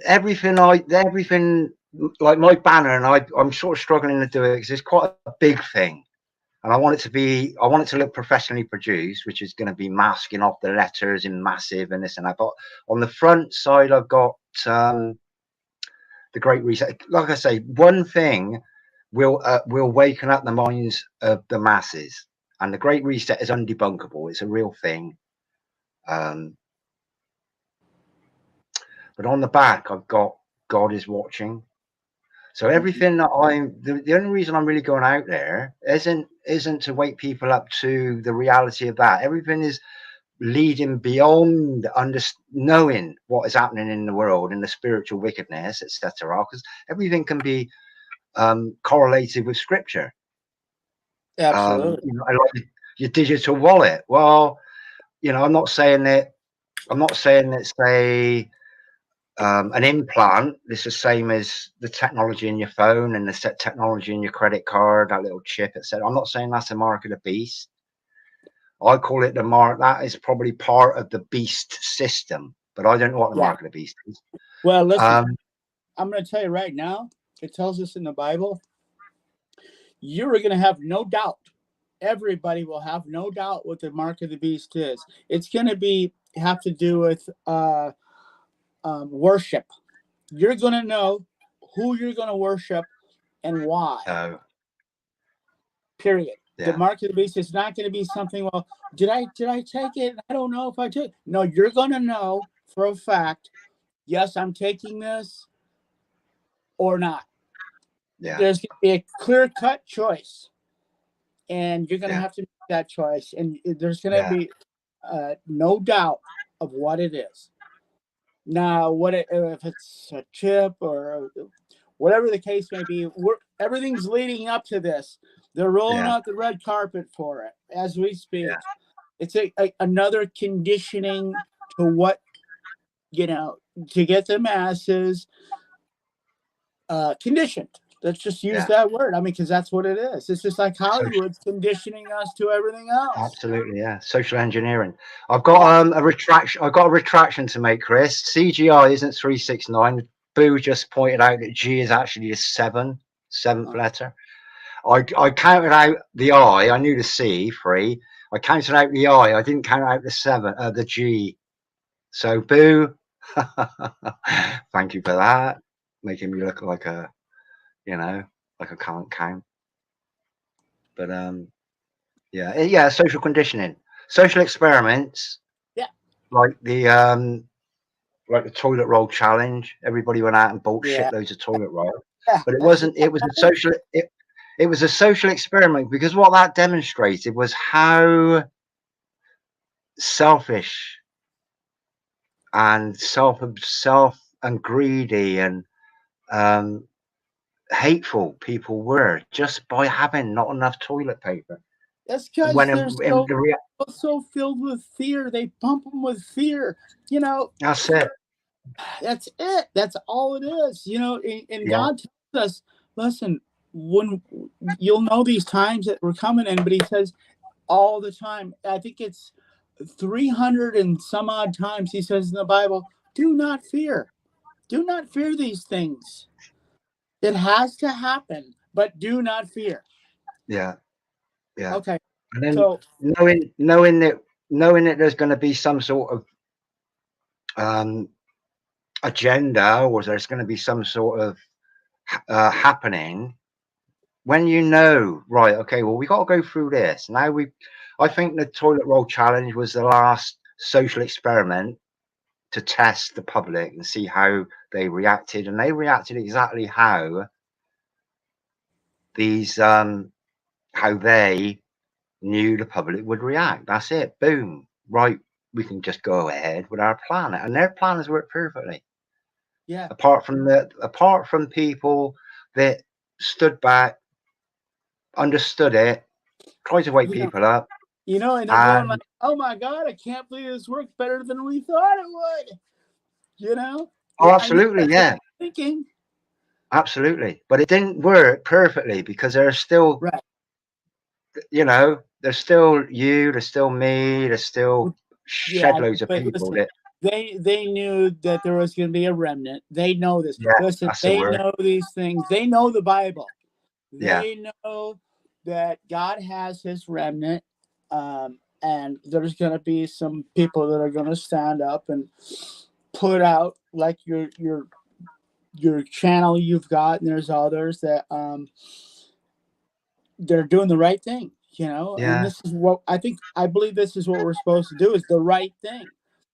You know, uh, because I've got neighbors here, and they're a little older, but I've talked to them, and they've taken the jab, and Yeah. now they're going, oh, I'm really ashamed that I did it. I don't know what's going to happen. Now I've figured things out, and as a matter of fact, my daughter took one. Okay, after all I've told her, I'll have shown her, she still did it. Chris, you're cracking up a bit, mate. Okay, can you hear me now? Yeah. Can you hear Can me? you go back about, can you go back about, I don't know whether it in the live stream, it actually went all crackly, but if you go back to you went back to the old thing, the medical Yeah, thing, and then with your right. older people, because that it was all cracking out. I don't know whether it's me or you or Okay, yeah. My neighbor just right over here. Her and yeah, her husband, they taken the yeah, VA double right, X. Okay, yeah, and triple X. he's had 4 strokes since then. She Whoa. can't hardly walk. She's had a stroke, and her face is like this, and she's Hold on, questioning. I can't believe I did it. Now, hold it, Chris, Chris, yeah, Chris. Um, yes, uh, you understand? yeah, okay, You understand? yeah, You know, okay, um, yeah. Don't worry about it. It's just, okay. um, Uh, I it's just, not like it's not like talking on the streets, is it? no, Really? I just I mean, don't it's. know. I mean, okay, I think everybody understands actually what exactly.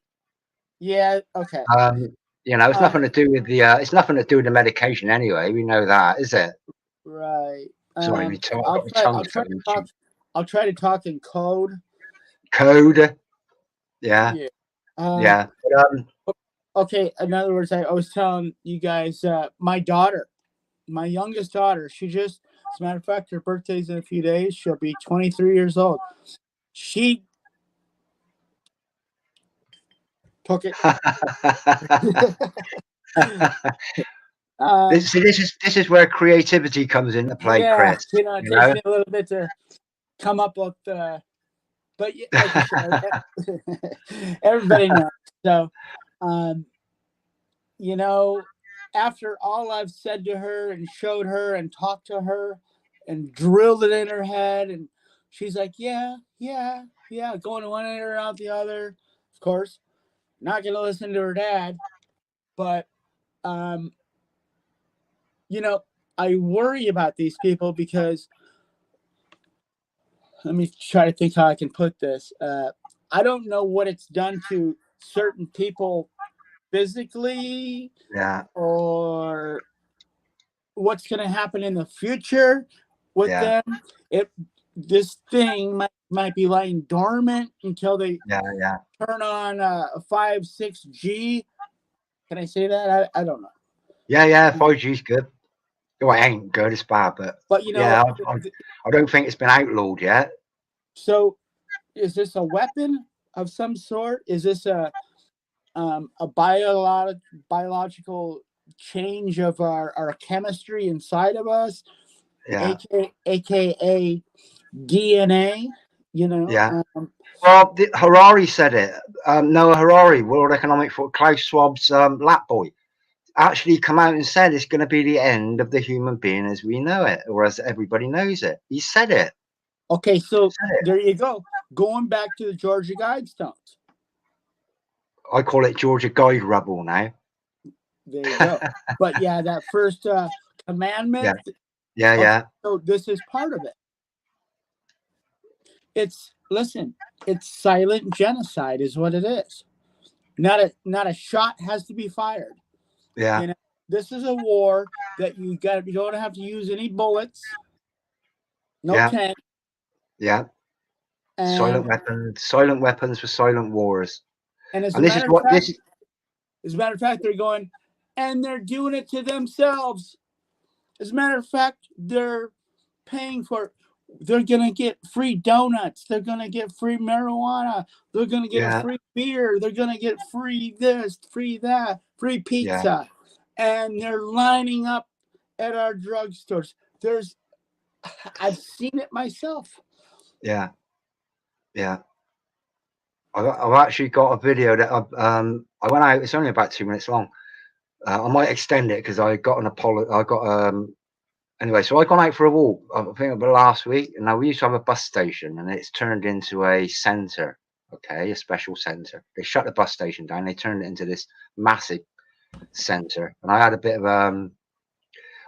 a to do there while I was filming. I only filmed it for a minute. I didn't intend having a confrontation with anybody, but I was going to wait until I got this live stream out of the way and done, and that last video, because before I upload it, because it might get me a spank, might get me a like a YouTube spank for a week. But there's nothing about it, you know. It's nothing, no medical. I'm just pointing out how they turned my local national bus station into a centre of for medical purposes. Okay, and it will be the next video I upload. Oh no, it'll be the second one, because I got Sam Cooke, the hem of his garment. Have you heard that tune? No. By Sam Cooke, the hem of his garment. It's beautiful. There was a woman in the Bible days. She had been sick so very long. The doctors, they did all they could, but their medicine would do no good. Yeah. Anyway, and it is scriptural. I'll upload as soon as this is done. This live stream, I'm going to upload it because I was going to wait. I think it was December the 11th. Sam Cooke died, passed away. So I was going to sort of save it as a homage to Sam Cooke. But it's pretty much scripturally based, touching the hem of his garment. I think it's a Matthew, actually, somewhere, about this woman that touched the hem of his garment. It's absolutely stunning. It's beautiful. The tune it's only like a 2 minute long song, but I'm going to upload that next, and then I'm going to upload this one about the medical center. It's called Tower V Center. Well, the only tower I can think of, there's two. There's Church of England Tower in my town. The tower on the Church of England, which I've exposed as being a bit sacrilegious, really, a bit ungodly. But this is a thing. Recently, even the Church of England, they've exposed themselves as to what they've aligned themselves with, which is false idol worship, the moon. They had a massive moon exhibition in there, which we know what the moon is. But that's another video I got coming out. And the other tower, the only other tower I can think of is Babel. And it is on Tower Street, but it's not Tower Street V Center. It's Tower V Center. So, you know, but it was just a little. I was only doing it for posterity purposes, because it's from an architectural point. I think it's a building from like the 70s. It's quite a unique design. Nice. It's a unique shape. It's got the old critter windows, which are like the old iron windows, single glazed. You know, from an architectural and an architectural period style perspective, which is what I'm interested into, is a period building, so historic building. You know, if they knock it down,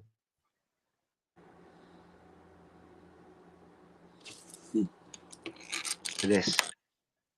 So that'll be me. I got to upload this Sam Cooke video because, you know, it's beautiful and it's scriptural as well. We've both gone out now. Okay. I'll wait until this. Let me share my screen a minute and show you what's happening. I'll show you what happens if it comes up.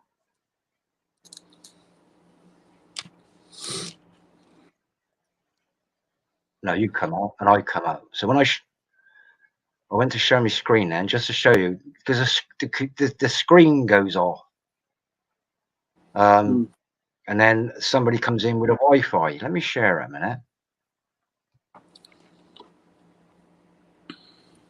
Yeah, so you and me both went black and spiry, and now it's just cut off. Up here, I get this little Wi-Fi symbol come up here.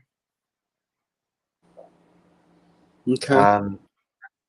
So I don't know whether that's somebody trying to get in with me. It's not me. I'm hardwired. I've just got a lead going to my router, and my router is into the telephone. I've got mine landline, so I don't use Wi-Fi. I've got everything Wi-Fi switched off. But yeah, I forgot what I was on about now. Oh, it's about the hem of his garment. It's beautiful. Sam Cooke. Yeah, but did I interrupt you when you were on about something? No, Okay. I'm digging everything you said, man. I love it. Yeah, absolutely. Well, you know, this is what I say about divine encounters. There's a line from V for Vendetta. Evie is the lady in it. It's there's no coincidence, only the illusion of coincidence. Right. Okay. And somebody come up the other day with one, and I might have it here. I might have to. It's coincidence is God's way of remaining anonymous. Okay. And that blew me away, that, until I thought about it. And then coincidence is God's way of remaining anonymous unless you know God. And then you know it's not a coincidence, it's an actual gift. So you and me, you to me are a gift, Chris, from God. God's saying, that's Richard, beautiful. I like that. You meet Chris. Yeah.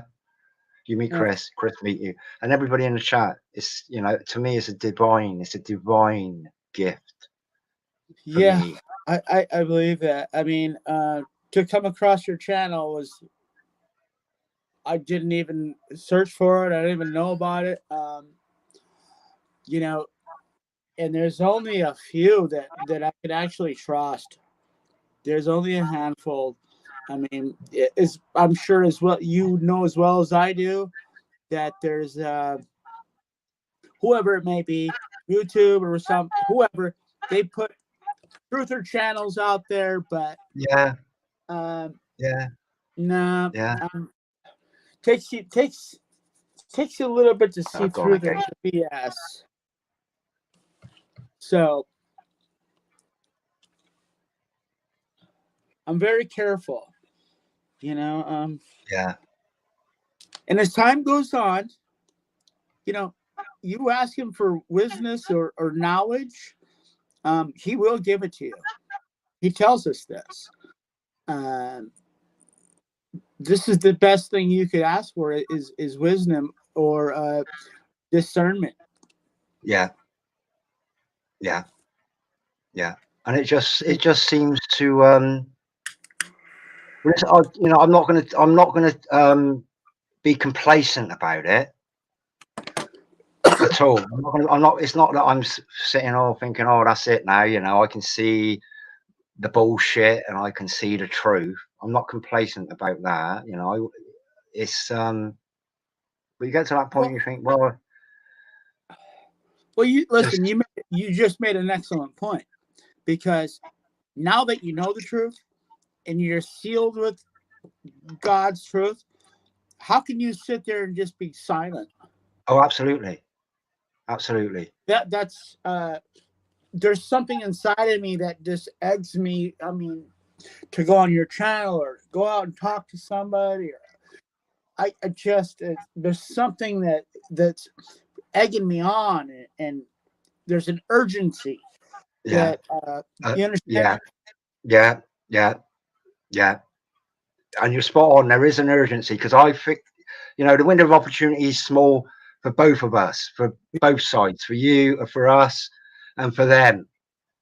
Yeah. Oh, them, the other side, the negatives. I'll call them the negatives. I'll call us the positives. Good and evil. There's a window of opportunity is exactly the same. And Okay. the way I got a question for you. Go on then. All right. So where are you at on this whole alien agenda? Well, what do you mean by where? Well, I don't believe it. I don't believe it. I think it's gonna, if it does, if there is an alien manifestation, it's already been put out there, predicted programming movie wise, with War of the Worlds. Yeah. They've already done a social experiment. I can't remember what it was, back in the 50s or the 60s, when they had that radio show War of the Worlds, and they interrupted a radio broadcast with this, oh, we're going straight now to somewhere, and all the aliens have landed, and you know, the population that were listening to the radio at the time actually believed that was a real alien invasion. So that's been put out there. Yeah. And then we've got now we've got probably a bunch of people killed themselves by jumping out of windows. Is that right? Yeah. Oh yeah. Wow. Yeah, when they did that, I know what you're talking about. I can't remember the guy's name, the DJ. It'll come to me, but yeah, I've got it. I actually got it featured in one of my videos. Okay. From a couple of years ago. Yeah, there was mass suicides. I didn't know that. I honestly didn't know that. But yeah, and then all of a sudden, we got all these declassified CIA documents and NASA documents declassified about these alien, you know, these UFOs, etc. Why are they bringing them out like a year ago or 2 years ago? Okay, they made it a big thing, didn't they? Wait a minute, hold on. This is part of my question to you. Oh, what do you think is going on, or what do you think they are? What, the aliens? Yeah, right. Listen. They've got technology that can. I mean, drones. I've watched. I'm thinking the Chinese and like the Asians are pretty good with their what they call it. Like, you get a lot of, it's like synchronized drones displays and things like that. You know, so you know, these lights in the sky. There's nothing. They're just UFOs, unidentified flying objects. Well, just because it's an unidentified flying object doesn't mean it's an alien craft. It could be. It's basically something that is unidentified. So it could be a drone with a flashing light on that moves at hyper speed. You know, but I'm not. Funny enough, I warned my mum. Now she puts a stop to me rabbiting on about the food crisis and this and that, and I know it's all gone in, but she don't want me talking about it, which is fair enough. Even talking about Jesus and God, but she's gradually I know she's absorbing it anyway. I know it's actually going in, but so I said to her last time I seen her, I said, Mum, if you hear of an alien invasion, just know that it ain't real and don't have any fear. So I put it out there in my mum's mind, because the chances are it ain't real. It's part of an agenda. Again, it's a fear porn agenda. Yeah. And B, they got weapons. They got weapons to do everything, but they can just shoot a bolt of lightning from the sky and say, "Oh, that was aliens doing that." And again, it was back in, I think it was Ronald Reagan said, "Oh, wouldn't it be amazing if we were under attack from a force from outside our world, and that we unite the world in one world order?" You know, so everything's alluding to the whole world coming together as Freeze it up then. again. They see it freezing up again. We talk. It's funny. We talk about certain subjects and everything freezes up or goes fuzzy. Yeah. You know, it's Yeah. Again, coincidence, right? There's no such thing as coincidence. Right. Now Yeah. here's what I've got is I've got a Wi-Fi coming in. When I go to share my whole screen, so you can actually see us whizzing around, so we're not making it up. For those that I don't know whether it's whizzing around on the, you get a little buffering circles. Yeah, hold on, I gotta plug my phone in. Keep talking. God, I've lost my train of thought. Let me share this a minute. I just want. I can hear you. Yeah, but you're right. It sort of cuts out with a certain words. But I made a complaint the other day to YouTube because I couldn't comment, and all of a sudden it got upturned. So you're on a list. If you make a complaint to YouTube and threaten them with legal action or lawful action, you're on a list. I reckon they haven't deleted me off the channel yet because they want to keep an eye on me and what I'm up to and what I'm saying. But I missed all the chats there. There's probably loads in there that yeah, you can't say that. Okay. Let's see. Planet. Oh, this is one thing. Planet. Now, if you take planet, Planet, and here's the thing about they've also got Area 51. Well, that could be anything out there.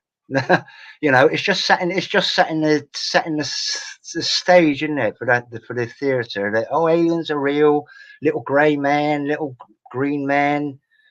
The whole agenda has been about normalizing the idea that they're even when they're going out into the deep space. Oh, we found a planet that looks a bit like ours. It's all bullshit. Well, It's all bullshit. I'm going to tell you about a little bit about Area 51. How this came about, and you might be familiar with this. I'm not sure. Are you familiar with who Jack Parsons was, or L. Ron Hubbard?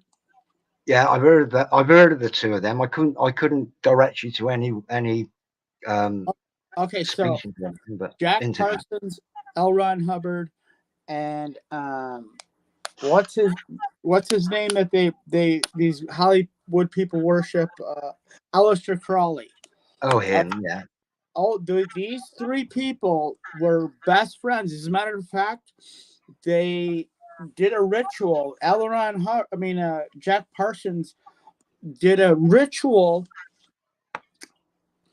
He was a rocket scientist, of course, and this is kind of how NASA got started as well.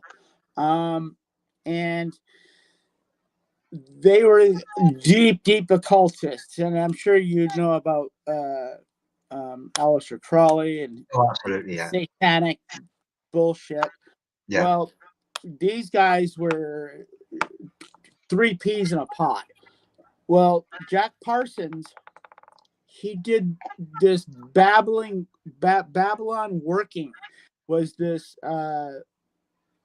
what it was? It was this deep occult ritual that took months on end, and he did it in a place in Nevada desert.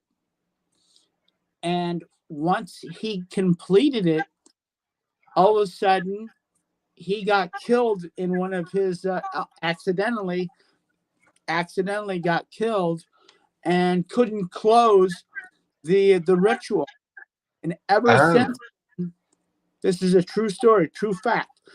Ever since then, things started appearing, UFOs, different strange things, and the government came in and set up camp, set up the base, and called it Area 51.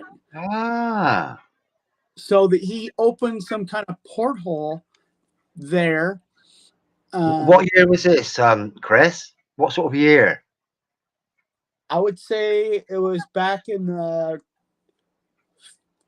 1940s, 50s, Yeah, somewhere in just there. after the war. Just after the war. Okay, And so then NASA became. yeah, kind of coincided with the Deglaka, the Nazis Deglaka UFO that they were building. The all this was intertwined. Wow. Yeah. Yeah. I mean, you can do some research on it. Yeah. As a matter of fact, they just made a movie about Jack Parsons in this Okay. whole thing. Yeah, Jack Parsons was a deep occultist. Can somebody type Jack Parsons in? Oh, I could do it actually, and then I'll bring it up on the screen. Zoo Scott just put up Betty Boom. The planet is a Goliath belief. But here's the thing about planet: PLAN, plan ET, plan extraterrestrial. So is this? Yeah, I don't know whether Betty has said that beforehand, but I mean, words. You look at words, and then you can, it's, you can just think, oh, I wonder if that means that. I wonder if planet means plan ET, the last move to unite the world, or to destroy it and blame it on the extraterrestrial. Yeah, Like I believe. This is my belief. I do believe that. I hate the word extraterrestrial or ETs. That kind of because it gives everybody the idea that they come from outer space from a different yeah, planet. I don't believe that at all. I believe we have what we call biblically the fallen ones. yeah, Either they're fallen angels, yeah, and ever since we've had fallen angel technology, I believe there's portholes opened up from different realms, and they've come in, and not only that, they have our governments or some parts of our government or the military complex has dealt with these fallen angels. Because when I say fallen angels or any angel, everybody gets the picture of this cute little cartoon character with wings and a harp.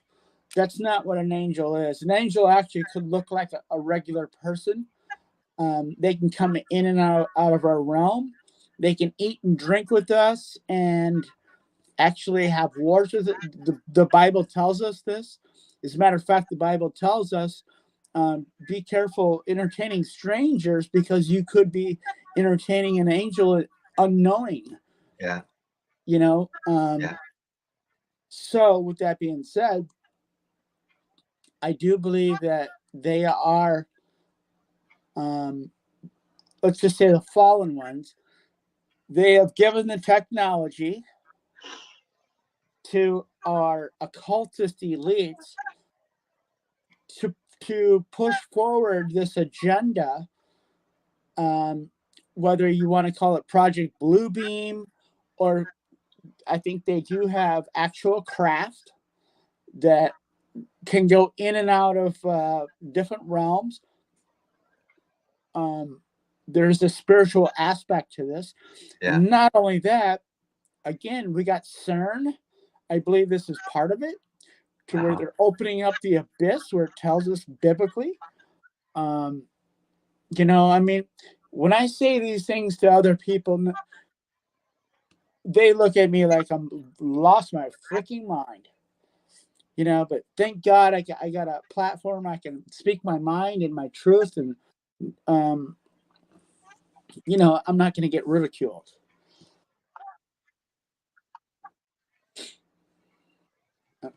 Yeah. These. I personally not speculate on these things, Chris. But demonic influence, yeah. But all this portal stuff, CERN, looking for the God particle, etc. I prefer to not get involved in that because again, it's going, it's sort of going off just going off the main track, really. The main track is, for me now, something that isn't speculative. It's the great reset. You will own up and you'll be happy. If that doesn't wake everybody up and guide people, if they come and have a chat with me on the street, I will guide them. I will say, and I say it to everybody, do you believe in God? I say, some people say, no. And then I might go down a big bang. Some people are receptive. Some people aren't. Some people say, I don't know. And then some people say, yeah. And those are the people that I know are a gift, because they're not hard work, really. In fact, invariably, I'm being taught certain things. So I'm not opening up. I'm not opening up other people. People are opening up me, educationally wise. So it's a bat and ball sort of thing. Boop, boop, boop. But ultimately, everything has got to be about leading people to righteousness, for me. And having something that is undebunkable, which is the Great Reset. Being able to say to somebody, "What's real? Have a look in your phone." WEF, World Economic Forum. Go on there. That's what it says. Have a look at all these videos. That's what it says. This is them 2016 talking about the fourth industrial revolution. They're going to stick a microchip in you. It's all there. It's undebunkable. So if I say, and then we can lead people to say, well, chemtrail. What do you think chemtrails are? How old are you? Oh, I'm 50. And the sky has always been like that, has it? Oh, no, I can remember it when it's different, but it's global warming, isn't it? Or something like that. But if you get a 20-year-old and you say, look at the sky, look at chemtrails, they'll say, well, it's always been like that. It's always been like that. Anybody that's 20 years old and under, the sky has always been like that to them,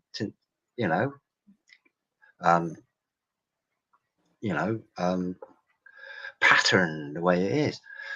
But this is a thing I grabbed hold of and said, right, this cannot be debunked. It's the Great Reset, and and then ultimately it's like, right, well, it can be correlated with Scripture. It can be correlated with it. Yeah. The digital wallet, it's a thing. It's on the it's a big thing now. I think digital currency. It's the latest thing they're going to bring in. You cannot buy or sell unless you've got the mark. Well, I'm not saying the digital.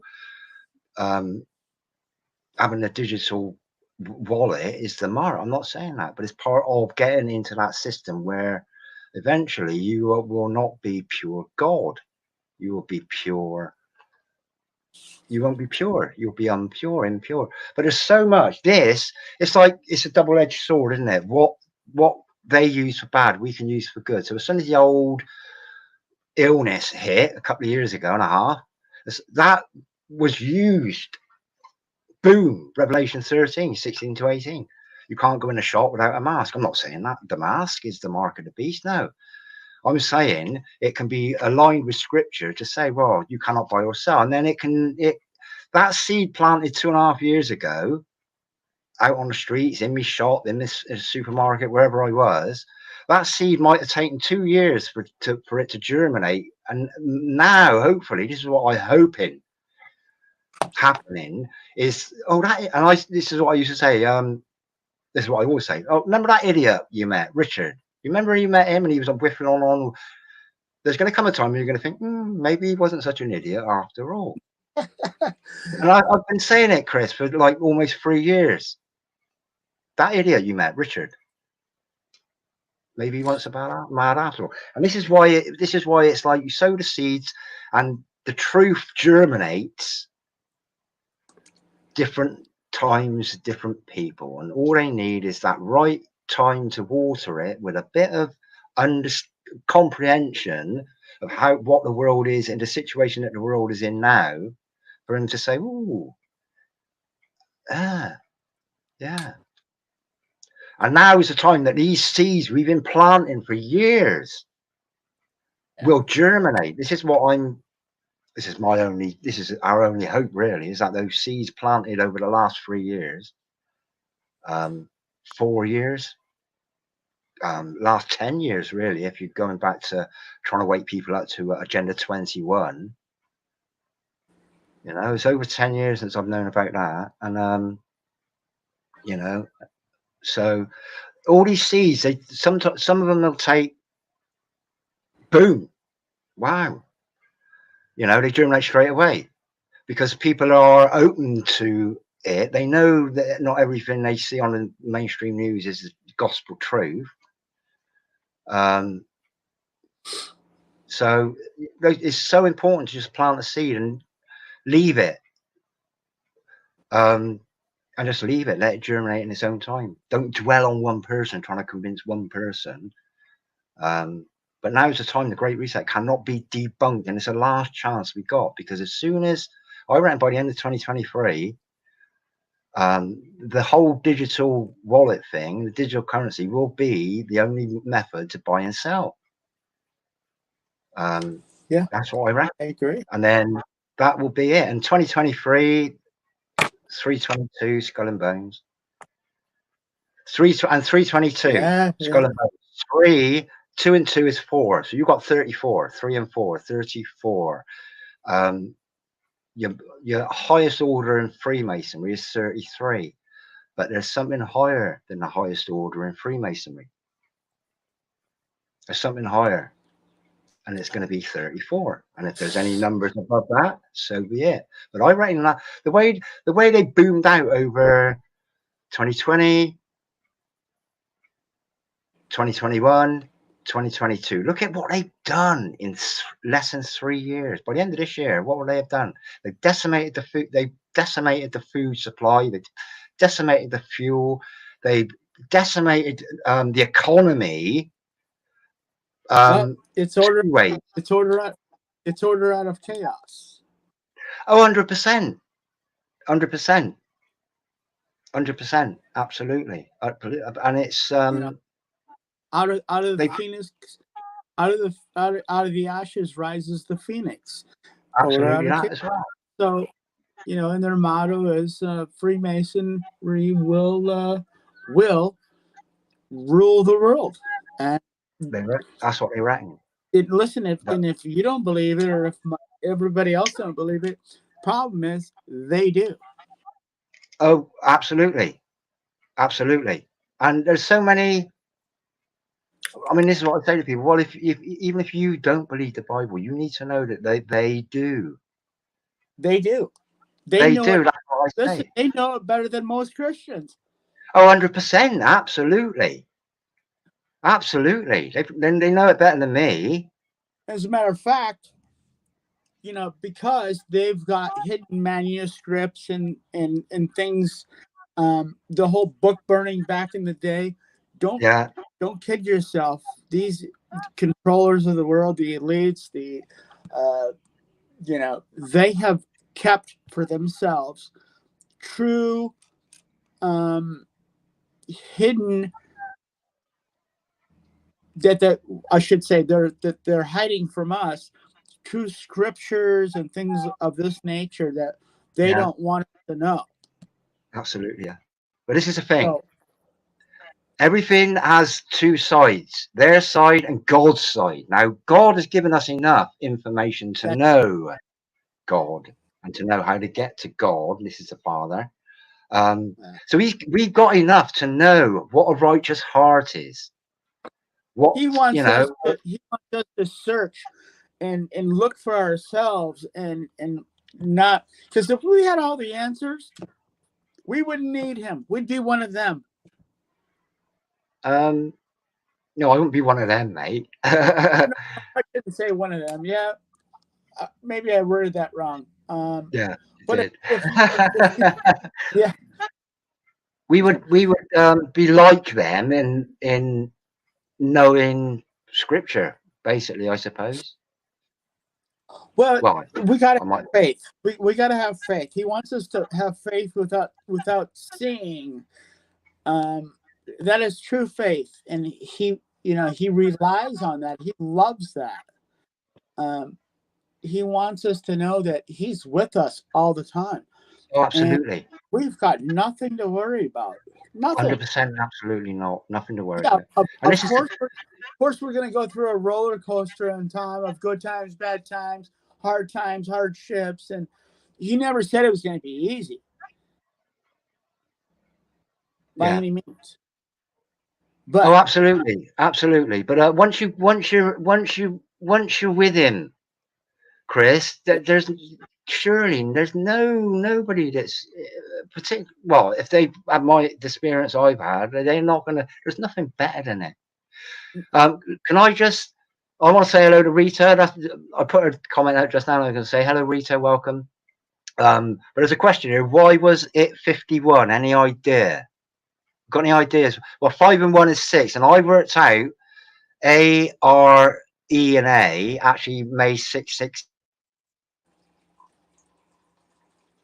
Have I cut out? We're both cut out there. Well, from my understanding, in the grid of the desert, there's different areas from 1 to I don't know how many. In that area, just happened to be the 51st area. You know, Okay. kind of like mapped out on a Not grid. not because 5 and 1 equals. They've designed the grid so area 51. 5 and 1 is 6 because it was. Now I wrote this out years ago. I wrote this on a bit of paper. I can't find it because I haven't looked for it really. But A and R was Oregon. Okay, it's the symbol for Oregon, the element Oregon, A and R, and I think that come up as I wrote that out to be a 6, and E and A I wrote that out to be a 6. A B C D E, that's 51 as well, so that's a 6. So A and R, whatever Oregon is, I might look it up in a minute actually, just to see where I got the other 6 from. But area 51, he did work out to be 666. So in the background, actually, what I am going to do is I'm going to look up Oregon on a different tab while we're chatting away, and see if I can come up with what. I'll let that go in the background. What the A and the R Oregon, how I got to the A and the R being a 6, but yeah, E and A makes 6. 5 and 1, 51 is a 6. So you know this was years ago. This was years and years ago. This might have been about 8 years ago, something like that. And I wrote it down. I was with my wife. She was here before she couldn't handle me anymore. And I hear somebody laughing in the background. Is that your wife? no, there's nobody here. I'm all alone. Well, it might be. I'm schizophrenic, so it might be the other me. But no, I'm here. I'm here all on my. Nobody can handle me, Chris. Hey, roses are red, violets are blue. I'm a schizophrenic, and so am I. Oregon.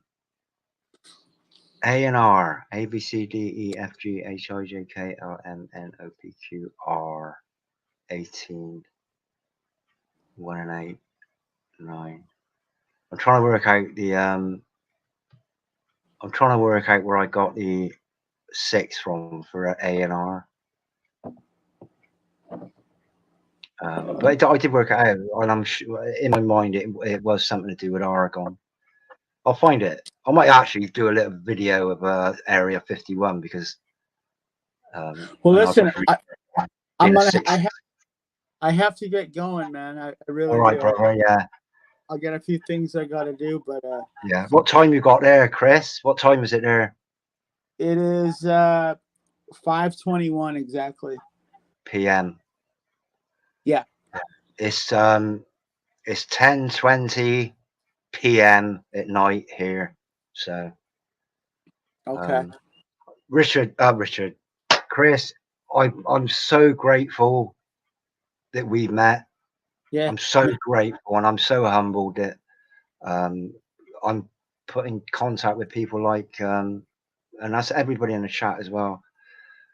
People that hey, listen, it's really an honor to meet you, and you know, to have me on your show and express my thoughts and my feelings. And yeah, so, honestly, it's so appreciated, bro. And you know, if we do it again, it's just great to, you know, you know, if it was just me having a chat about something, I might as well make a video. You know, but this interaction is crucial.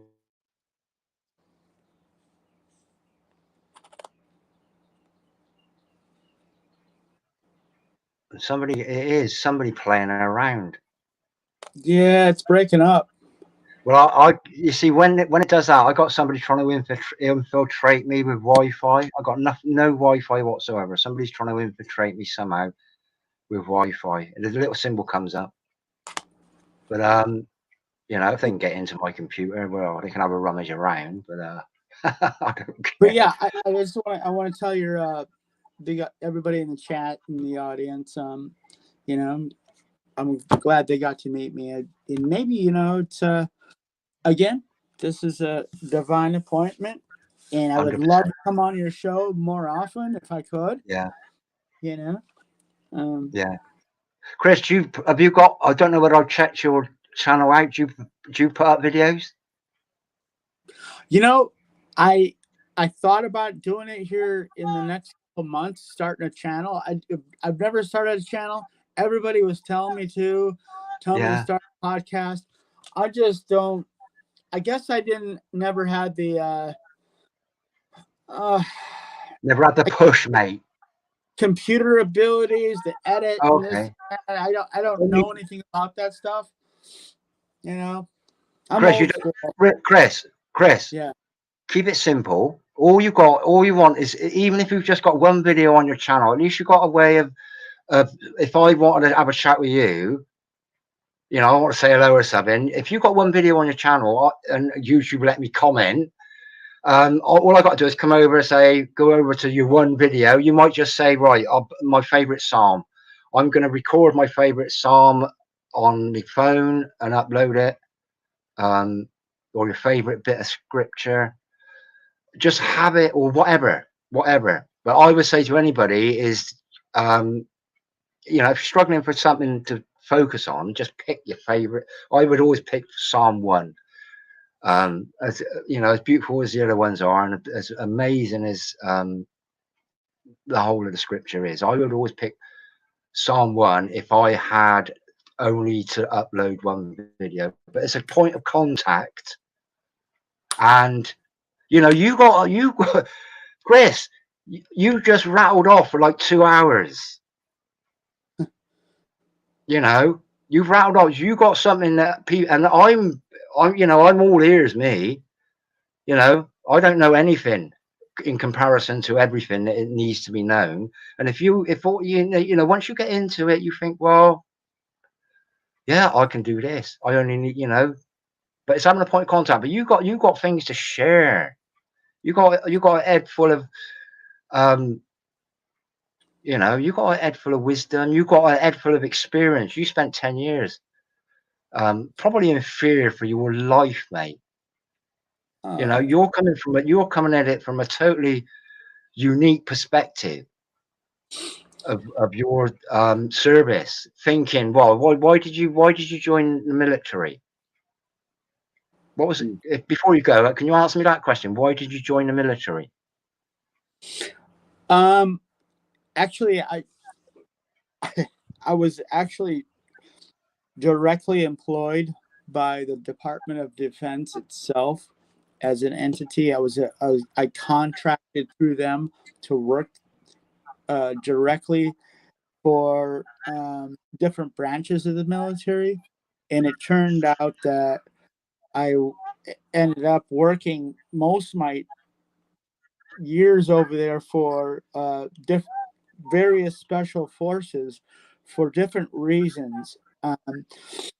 It wasn't that I joined the Army or the Marines. There was a specific task in my past that, and we can get into this is a whole nother subject that will take time. That, you know, and maybe we could do a show on that. Oh, absolutely, 100%. Yeah. The reason I asked is because a lot of people now we've got 40 Commando in my town, and I did a lot of door knocking at some point, and I met a lot of ex-Marines, okay, that have done their service, and I sort of explained my experience of trying to get in the forces, and it was the reason I said was to defend my country, and they said, "Nah, it's bullshit. People don't do that. It's because they've got nothing else to do." But a lot of people think they're going in there and they think they're going like, you know, your Second World and First World War. They thought they were going to try and achieve peace. Mm. You know, it's all, yeah. We need to get rid of these dictatorial regimes so we can bring peace to the world. So Yeah. I was sort of wondering if maybe if you'd have said, well, I thought I was going in there because I thought I was helping to bring peace to the world. Oh, yeah, because of the 9 double hockey sticks. that was kind of the first motivator of the initial start of it, you know, sort of. My family, my father had a lot to do with. God rest him, he's passed away now, but he was a high-ranking Marine, and Yeah. So I mean, I could get into details about certain things. You know, I can tell you stories. I can tell you truths and lies that you've been told. I'm not under contract anymore. I'm not afraid of my life. I'm not worried about any of that. So there's a time and place for everything. But like I said, I have to, as of the moment, I got to get going. But we can do this if you want to set up a time or something. Oh, well, Sundays is what I'm hoping to do was to do like a Sunday evening sort of thing. The same sort of time, 8 o'clock sounds good, but I'd like to get into a routine because time's short, really. Time is short. At the most, we've got a year and 2 months. At the least, we've got 2 months. We've got, I mean, you know, because I mean, the thing is, if they shut the world down again, honestly, I'm serious. If they shut the world down again, most of my work is done on the streets. I get you. Most of my work is done on the streets. I chat with everybody. A smile. Hello, how are you? I'm all right. Do you believe in God? Remember the Great Reset? No. You know, most of my work is done on the streets. But if they lock the world down again for next year, it's only those people that know anyway, that sort of got an idea of the truth, that are going to be out on the street. So, you know, it's about. Listen, you know, I'll get some of my military comrades that will actually come on your show and stuff like that. If we can do like a 3-way or 4-way, yeah, that would be superb, mate. I'm sure your audience would be interested in things like this. And I promise you, these guys, they will tell you the truth about everything. Yeah. I mean, we're talking. Okay, things go deep. They really, truly do. Yeah. And you know, I'm just gonna leave it at that. Okay. And if there's some way that I can, I'll give you my phone number or my email address. We can email.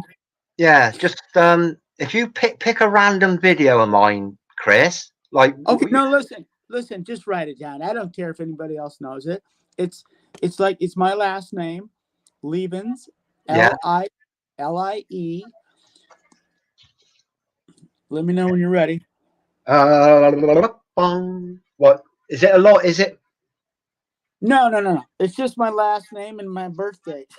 That's it. It's LIEVENS 8869 at Gmail. Yep. Okay, no. Got it. It's just 8869 right after my last name, Liebens. Got you, mate. I'll get on that as soon as I've done it. Listen, if you think you spelled my last name wrong, just go through the chat and look at my, you know. I got it in front of me on the screen here, Chris. Okay.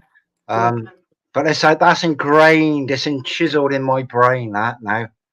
Yeah. Listen, Send me an email, and I'll send you. I'll give you my phone number. Well, I ain't going to phone you up. I'm in Great Britain. It'll cost me an arm and a leg, and I've only got, you know, this sort of thing. What we can do is if you've got a live stream going, me here, you there, I can end the broadcast, but we still stay in the studio and we can have a chat. Max was in just now. I don't know whether he's still here. Max Malone. Go and subscribe to Max Malone's channel. Anybody? He is Max. Just looking for Max Malone. I think he's in my subscriptions tab. Okay. Max Malone. He's the same as us. But I've been on a couple of his chat streams, live streams. But if you shut down there's a button up there, end broadcast. If I push that, you hadn't logged out, you hadn't left the studio, there's a button down there. It says leave the studio. That means you've gone. But if you hang on after it, that is then a private conversation between me, if I'm on here, and you, if you're still on here. So we can have an after. It's like having a little lock-in without without it being part of the live stream. But we can do that at some point. I've done it. Well, most live streams I've done it with, at some point on channels. That's what I've done. I just had a little. I do it with Rob. I was hoping Rob would join me tonight, but he's my normal spar. But before you go, your military, your man, and your woman, but the man's role is to defend the children, is to defend the family and defend the children. So what happens when the military aren't that minded, and your police? It's everything about it's about defending the children. So when are the military and the police going to wake up and say, well, now they're attacking the children, it's time we stood up. Listen, I don't want to get this out. Just to a nugget. Just for this, it's kind of like NASA. Not everybody in NASA realizes what's going on. It's what it is it's how do they put it? You've got there's rankings, and there's kind of like Freemasonry. You've got your lower levels, and then you're up to your 32nd, 33rd degree. Your lower levels don't know much. They're just the worker bees. So this is how it works. It's compartmentalized. A lot of people are left in the dark. They just have regular jobs. So this is how it's structured. Absolutely. And the military is the same way.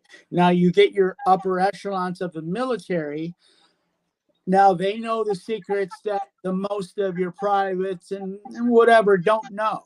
They're just there to think they're hoorah to defend the nation.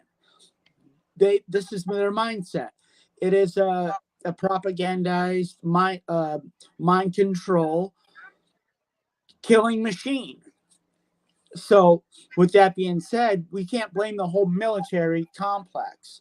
It's just a very few elite that these elites of this world place these people in place, like your higher generals and who they want, that are going to play the game, that are in it for this Luciferian doctrine, and they are sold out, just like everything else. And if you don't play the game, you're out.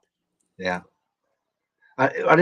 the thing about like your NASA people say, oh, how can 400,000 people all be part of this deceit? Well, somebody explained everything's compartmentalized. It's like compartmentalized. That's what I was looking for. It's like a car manufacturer. You got somebody making nuts, somebody making bolts, somebody making engines, somebody making windscreens. It's but nobody knows what the other person's really doing. They're just getting on with their own little bit of. That's exactly how it works. And in this, everything is structured this way. And it has been for thousands of years. I mean, this goes way back. and we can discuss all this later. And I learned this the hard way. Yeah. You know, Chris? but I do have friends, close friends that are high military, you know, that know secrets. Yeah. Yeah. They, I need, Chris. yeah. I need to take a quick break because I'm busting my neck a minute. No. Okay. Well, I gotta, Just like I said, I gotta get going. And well, you get going. okay. I moved there. That relieved a bit of me pressure. But Chris, it's been an absolute godsend. You're an absolute godsend, brother. Honestly, I can't tell lies. Well, listen, tell everybody I love them, God bless them, and have no fear. Absolutely. We'll leave it Thank at you ever that. so much, Chris. And God bless. I'll talk to you later. Okay, though. If you make a comment in this, you know, when it's finished, make a comment somewhere. Because if somebody wants to just follow your channel, if you haven't got videos and somebody types in your name, I don't think your channel comes up. It's only creators whose channel come up. But if you make a comment in a video, people will click on your whatever it is, click on your name, and it takes you to your channel, and then they can subscribe, wait for your upload. Yeah. All right, my friend. Yes. Perfect. All right, Brad. You're cracking up now. I love you, mate. Honestly, I love you. You're just, yeah. You made my yeah. I wouldn't have been able to whitter on for 2.5 hours on my own. All right, then, Chris. Okay. Are you leaving now? Yes. All right, friend. All right. Praise the Lord. Thank you ever so much, and we'll stay in touch. Okay. All right. Bye. Do you want me to end? Do you want me to exit you out? I've done it. I've exited. Right, I did that. 2 minutes. Well, not even that. Not even 2 minutes.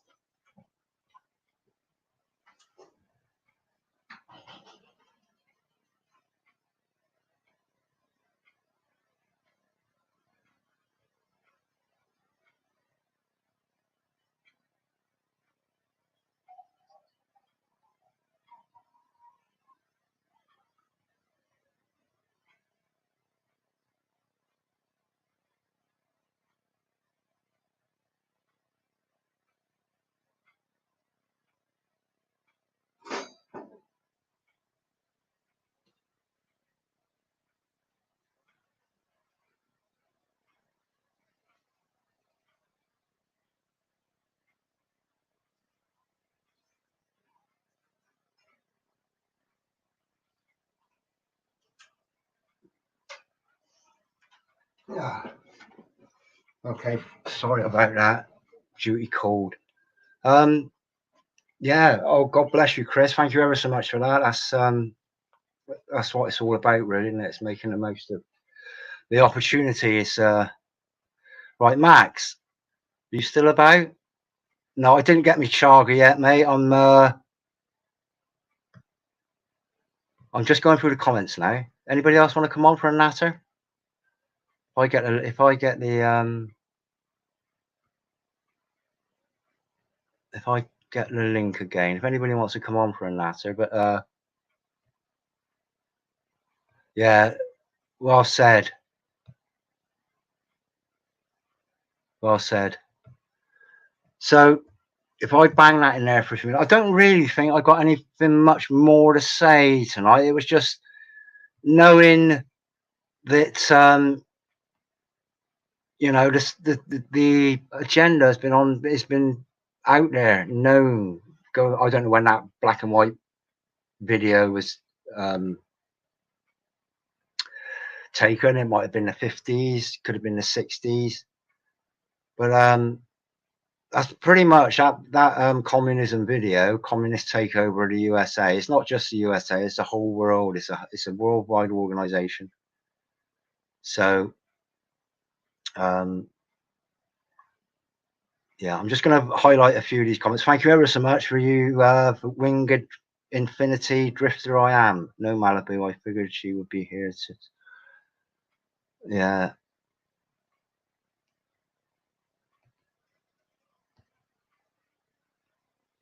yeah, I'm just going through the yeah, Psalm 1. It's I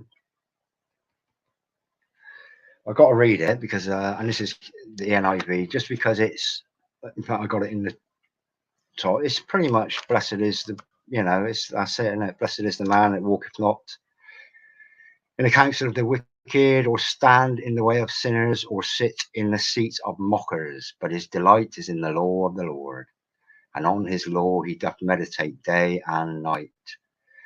He is like a tree planted by streams of water, which yields its fruit in season, and whose leaf does not wither. Whatever he does shall prosper. Not so the wicked, they are like chaff that the wind blows away. Therefore the wicked will not stand in the judgment, nor sinners in the assembly of the righteous. For the Lord watches over the way of the righteous, but the way of the wicked will perish. Can't really say any more than that, but that to me says it all. All right, my friends. I don't do WhatsApp. I don't do anything to do with a phone. I think Telegram is a phone thing, isn't it? WhatsApp is a phone thing. I just phone and text because I've got a stupid phone, but to go on the internet, I've got to make an account with Google. Okay. All right, my friends. Roger, who's Roger? Roger. I guess, well, I'm hoping you mean Richard, because we haven't had a Roger. All right then. Okay, so I'm going to shut this off now, and I thank you all for being here. Really, it's a nice comfort, and that's it. Really, 2 hours 40 minutes. It's not bad for a nutter. All right, then, my friends, that's the end of me.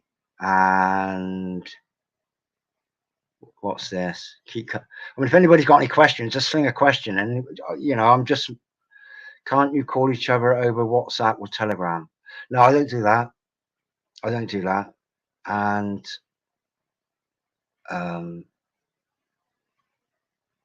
no, you know, it's just spyware, everything like that. Plus, it costs a lot to phone from Britain to America. It costs a lot, whereas this is free. So, blessings to one and all. Then I'm going to wrap this up now. Anybody that wants to leave a comment, Max, I know you were here, but if you want to say hello, I didn't get that Chaga thing sorted out. Yeah, I don't know why I'm hanging off. I just am. All right. Okay, though, I'm going to end this stream. I'll share my screen and show you what's happening. Get on StreamYard. Get a video uploaded onto your channel. If you want to, you know, be in a loop where people can say hello to you, and you know, you never know, you might get addicted to it and want to do live streams yourself. All right, my friends. Oh, Oregon. This is Oregon. Let me just quickly do Oregon a minute. Symbol AR, atomic number 18. 18. 1 and 8 is 9. 9 flipped. It wasn't that though. There was something else about it. But I'll look into it because it was a 666. Okay, doke. Back to me live stream, and I'll bid you all good night. Okay, doke. Here we go. And broadcast. Love you all, and I do. Okay. Bye.